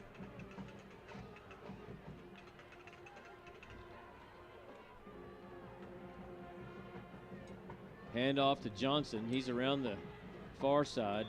See if I can get some. Nathan Johnson carries out over the 40. There's a good run by Johnson, finding a seam on the outside. Substance. Looks like the whole defense is different, though. Oh, yeah. I'm trying to get these numbers. You got Carlos Lopez in at D-line. Who's number 22 over here? Ryan Cavazos. That's Cole's brother. Cole graduated last year or year before. I can't remember. 1st and 10, Springtown. Handoff Johnson. He's brought down by Caden Barnes, number 30. Number 12 in there, Jude Robinson. Cornerback on the far side, Roman Regalado. Jacob Haynes in at safety, along with number 28, Nathan McCrory. Outside backers, well, I have to wait till they turn where I can read their numbers. On 2nd and 6, the ball's on the ground, and Springtown quarterback's going to recover it, but way back at the Springtown 30. That was number 48, Brian Diaz, with the pressure there. And now we got a little something going on with two linemen 40 yards down the field from where the ball was. That was number 68 or 69 for Springtown. That looks like James Snyder, and for Decatur it was number 50, Eric Alexander. I don't know what was going on, but they were nowhere near the football. No, I think Alexander just kept getting pushed and pushed and pushed, and finally he had enough, and the Springtown player ended up with his helmet off. It'll be fun to watch that here. It's the center for the Porcupines and the nose guard for the Eagles. Let's watch this battle. 3rd down and 24. There's your snap, handoff. Running back breaks into the secondary. Oh, he is smoked by, is it 28? Nathan McCrory. And I mean, that's got to be fun for these guys. He put a guys. lick on that kid. These guys get out here, they work hard in practice, and and they're the team that the first teamer get to hit on. So it's good for these kids to get out and hit somebody else other than their own teammates. Yep. Well-deserved playing time. Absolutely. They earn it every day in practice to be able to get out here and do this. It's 4th down and 14, and there's a little bit of time left on the play clock, or on the game clock compared to the play clock. Oh gosh, I did it again. They're going to hand off to Johnson coming around the near side. He's out of bounds with 5 seconds to go. He's short of the first down, but I'm sure Decatur's going to come out and take a knee, and that'll be the end of this one. They're going to win it 47-6. Looking forward to our post-game show. Go down on the field with Jacqueline Wenzel. See if that mic's working down there, Jacqueline. Yes, it is. All righty.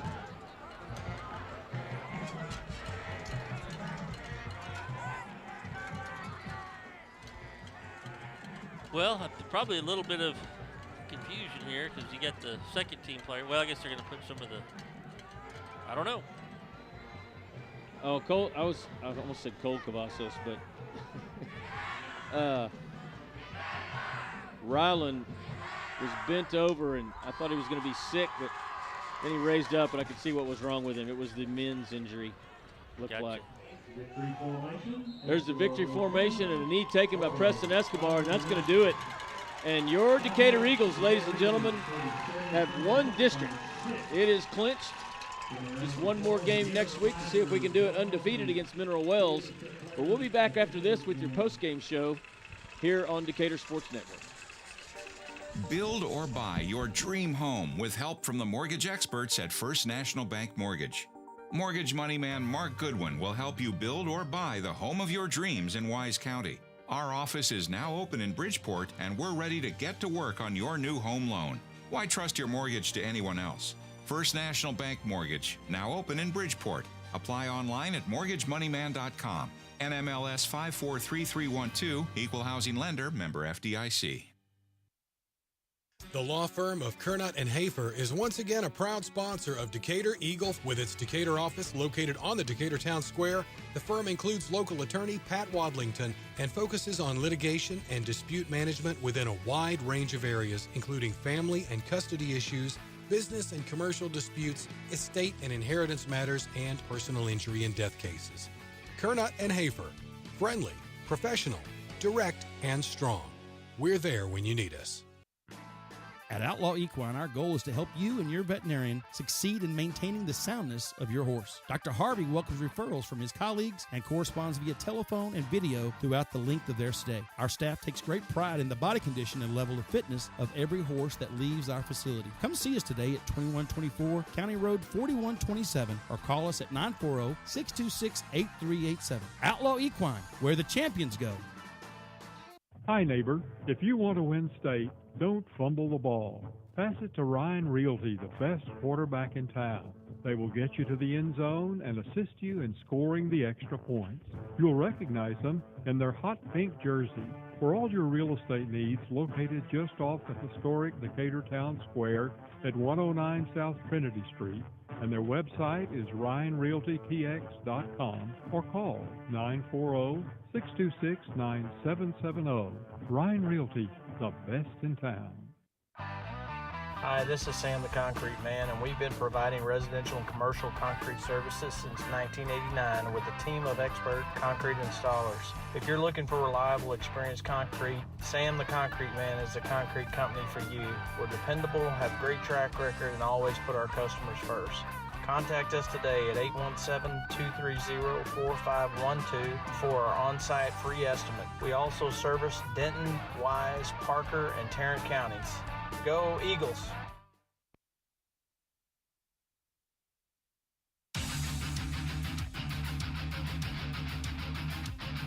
So your final score here at Eagle Stadium: Decatur 47, Springtown 6. Decatur takes its record to 6-3, 3-0 in district, and that'll make them district champs of District 4A. Springtown drops to 3-5 and goes 1-1 in district. Next up for Decatur will be its regular season finale on the road next week down in Mineral Wells, and Springtown will host Burke Burnett. Let's, Jacqueline, if you may want to turn around so we make sure your mic's going to work with us. We got little scores around Wise County updates. Yes, hold on. This app is it's logged me out. It's so great, isn't it? Alrighty. The most awesomest. I got them right here. So we got Van Alstyne against Bridgeport. Van Alstyne is up 31-6. Then we have Brock up 12-7 against the Panthers. We have the Boyd Yellow Jackets up 27-14 against Pilot Point in the third quarter. Then we have Alvord up 48-0. They're doing a tremendous job. And then we also, with the Stephenville game, it is the China Spring is up 28-14 against Stephenville. That'd be a good one to be listening to. It is, and they are in 2 minutes left of the third quarter. I've got some scores out, just all scores in Division 4, Region 1. Out in District 1 in the El Paso area, I've got El Paso Riverside 14-7 over El Paso Austin. That's with 9 minutes left in the third. I've got Lubbock in District 2. I've got Brownwood Big over Lubbock Estacado 45-14, and Big Spring over San Angelo 21-7. District 3, we've got Dumas as a final 21-7 over Pampa, and Canyon Randall over the Canyon Eagles 31-14 with 3 minutes left in the fourth. Here in our district, Wichita Falls Coyotes 17, Burke Burnett 14. That's a close one, and that's got some playoff implications. Yeah, I'm surprised at that score there. I would think that as well as the Old High played against us last week, that they would have handled Burke Burnett pretty easily. And again here, our score 47-6. Out in Region 2, we've got Waco La Vega 14-0 over Alvarado. Again, 28-14 China Spring over Stephenville. In District 6 in Region 2, Fort Worth Eastern Hills and Carter Riverside tied at 14 at half. Western Hills losing to Lake Worth 13-6 at half. Kennedale big over Fort Worth Diamond Hill 58-0. And the Dunbar Flying Wildcats 28-9 over River Oaks. Pat, where'd your dad go? He went to Polytech. Polytech. Yep. District 7, I've got Dallas Carter. Do you care if I take Coach Huff? It'll take less than 2 minutes. I'll get Nate and Preston. Perfect. We're just working a deal. Jacqueline Wenzel, ladies and gentlemen. Negotiating with dealing with the messenger. That's the way to get it Her done. first night on the job, and she is taking over. She's on it. I am. Oh boy! Hey, after he gets done with Nate, why don't y'all just switch? I'd love to get I'll get Buddy on here. Put your headset on. You got it? Okay. Right here. I was wondering Nate's numbers and touchdowns. Nate's numbers for tonight. Rushing numbers first.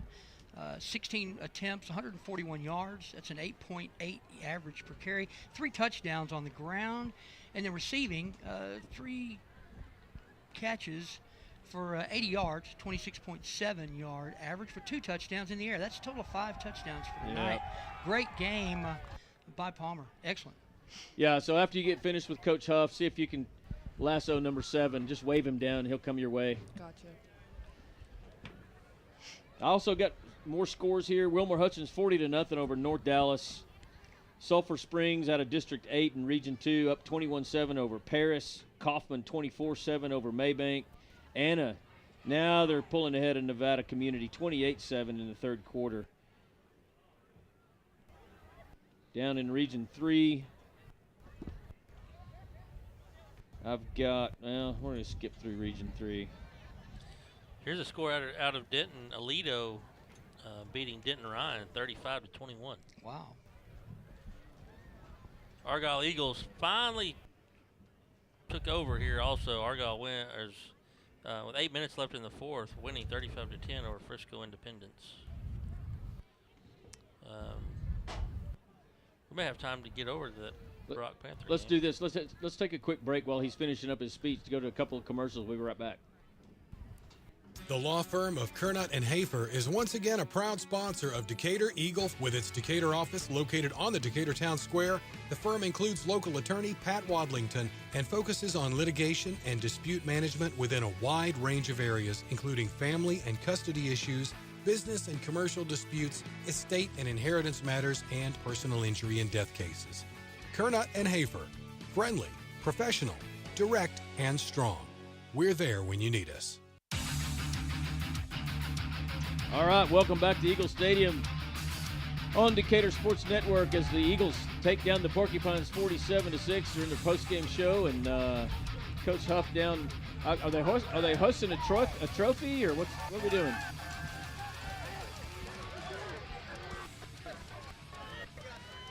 I don't really know what they're doing down here. They're all kind of scattered. Looking for Coach Huff. Remember, you got to turn around and face us if we're going to be able to hear you. Gotta track him down. He's on the 10-yard line. No, is that him? Yeah, he's on the 10-yard line, walking your way. Got it. Let him come to you. Just there we go. Oh, that's his wife. Let him hug her first. Get the you formalities out of the way. might congratulate him on a district championship. Hello. All right, big win tonight. So how are we feeling, and what does this mean to you coming into Decatur, first year as head coach and being district champions? Well, I think, first of all, a rivalry game like that is huge. I'm new here, so, it's a little different for me. Obviously, I don't have that deep-rooted rivalry, but I have a deep-rooted feeling for these kids. Right. So that part of it is huge, but I'm really, really proud of them. We cleaned it up in the end of the second quarter, and then in the third quarter, I thought we played well. Offensive line started functioning much better. But again, I'm proud of these seniors. Senior night to do this and play a big game like that, and try not to play off all the emotions and stuff. And they were able to come through that and get the win. So it's big. Go on to the next week now. And this is your 6th straight win. So what was the turning point after the Stephenville game? Well, we've consistently gotten a little better each week. We're still making some silly mistakes, but I think the kids bought into the fact that they'll just ride the storm out early. It's a very, very difficult schedule, and played some teams really close in part teams. But you can't replace the learning lessons out of those. If you lose those, if you win those 3 games really big and you don't learn anything from it, you don't know where you're at right now. We had to learn something those first 3 and grow up quickly, and the kids did. Perfect. And then do you have any messages out to send to your players about this big win and just closing this out? Again, I'm just happy for the seniors. I thought Preston had a really good game tonight, and I felt for him last week because things were a little bit rough at times in that game last week. We still got the win, but tonight he came out razor sharp, and I thought the defensive kids played really, really well after that one series because they just grinded the ball on us, and you worry about that. So to get a score right before half, our defense got to stop right with about 5 minutes to go, and we were able to go get a score. I thought that was huge. Perfect. Yeah, congratulations on this big win. Of course. All right, Jacqueline. Nate is right over there on the 25, I think, still being talked to by the messenger. He is. He'll be our next. But just so you'll know, he had 141 yards rushing tonight on 16 carries.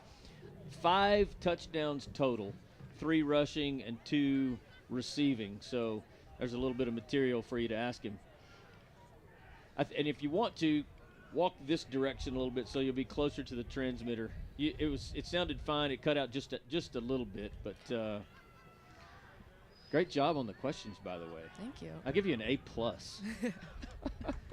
Great choice on the major change. And for those who don't know, she has changed her major from kinesiology to sports communications. So we're glad to have Jacqueline, for sure. Thank you. And Jacqueline is a D1 track athlete. Yes, she is. I am. I will not be accepting any challenges for races. No.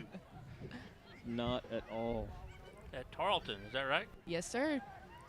Nate's going to have to go get in this picture, too. Yeah, Messer's going to have to let him go. No. If I'm Nate, I'm like, oh, he just pointed him over Hey, there. let's do this. Walk this way, Jacqueline. Let's take a break. We'll go to some more stats, and maybe we can catch up with Nate here in about 5 minutes. Perfect. All right, we'll be right back after this.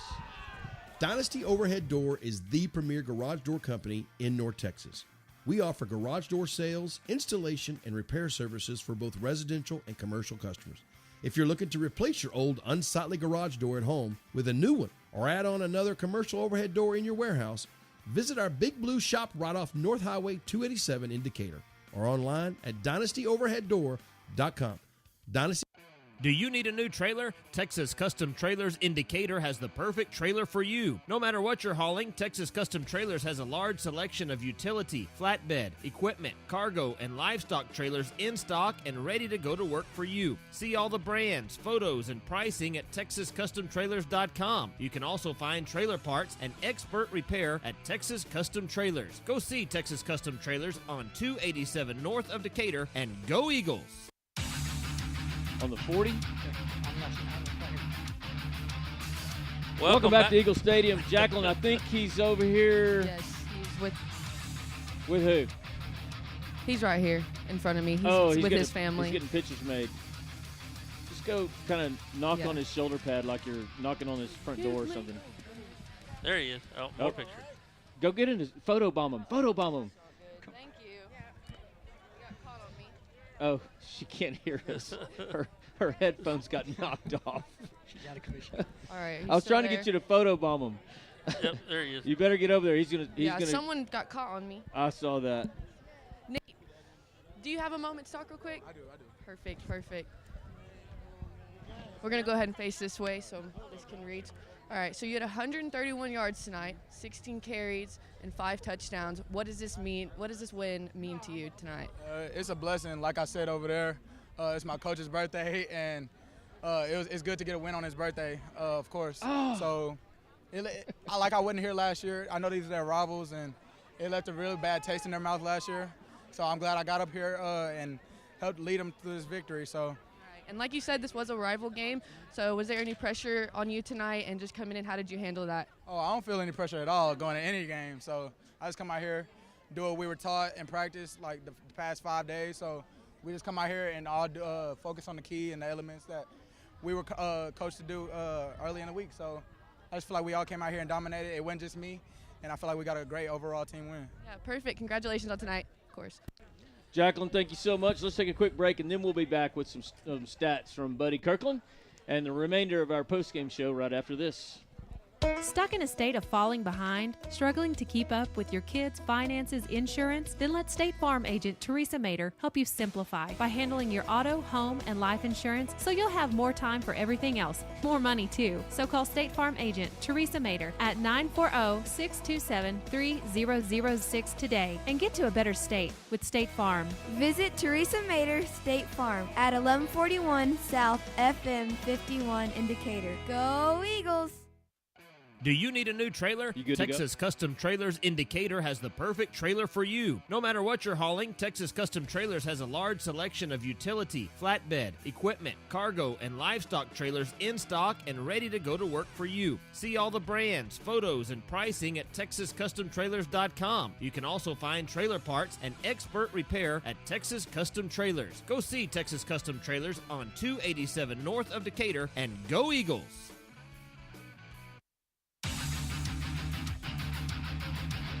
Welcome back to Eagle Stadium on Decatur Sports Network. We're here with Buddy Kirkland, who's got some stats lined up with us. Tell us the tale of the tape tonight, buddy. Well, the tale of the tape, the biggest tale, in my opinion, is the 479 yards of total offense by your Decatur Eagles tonight.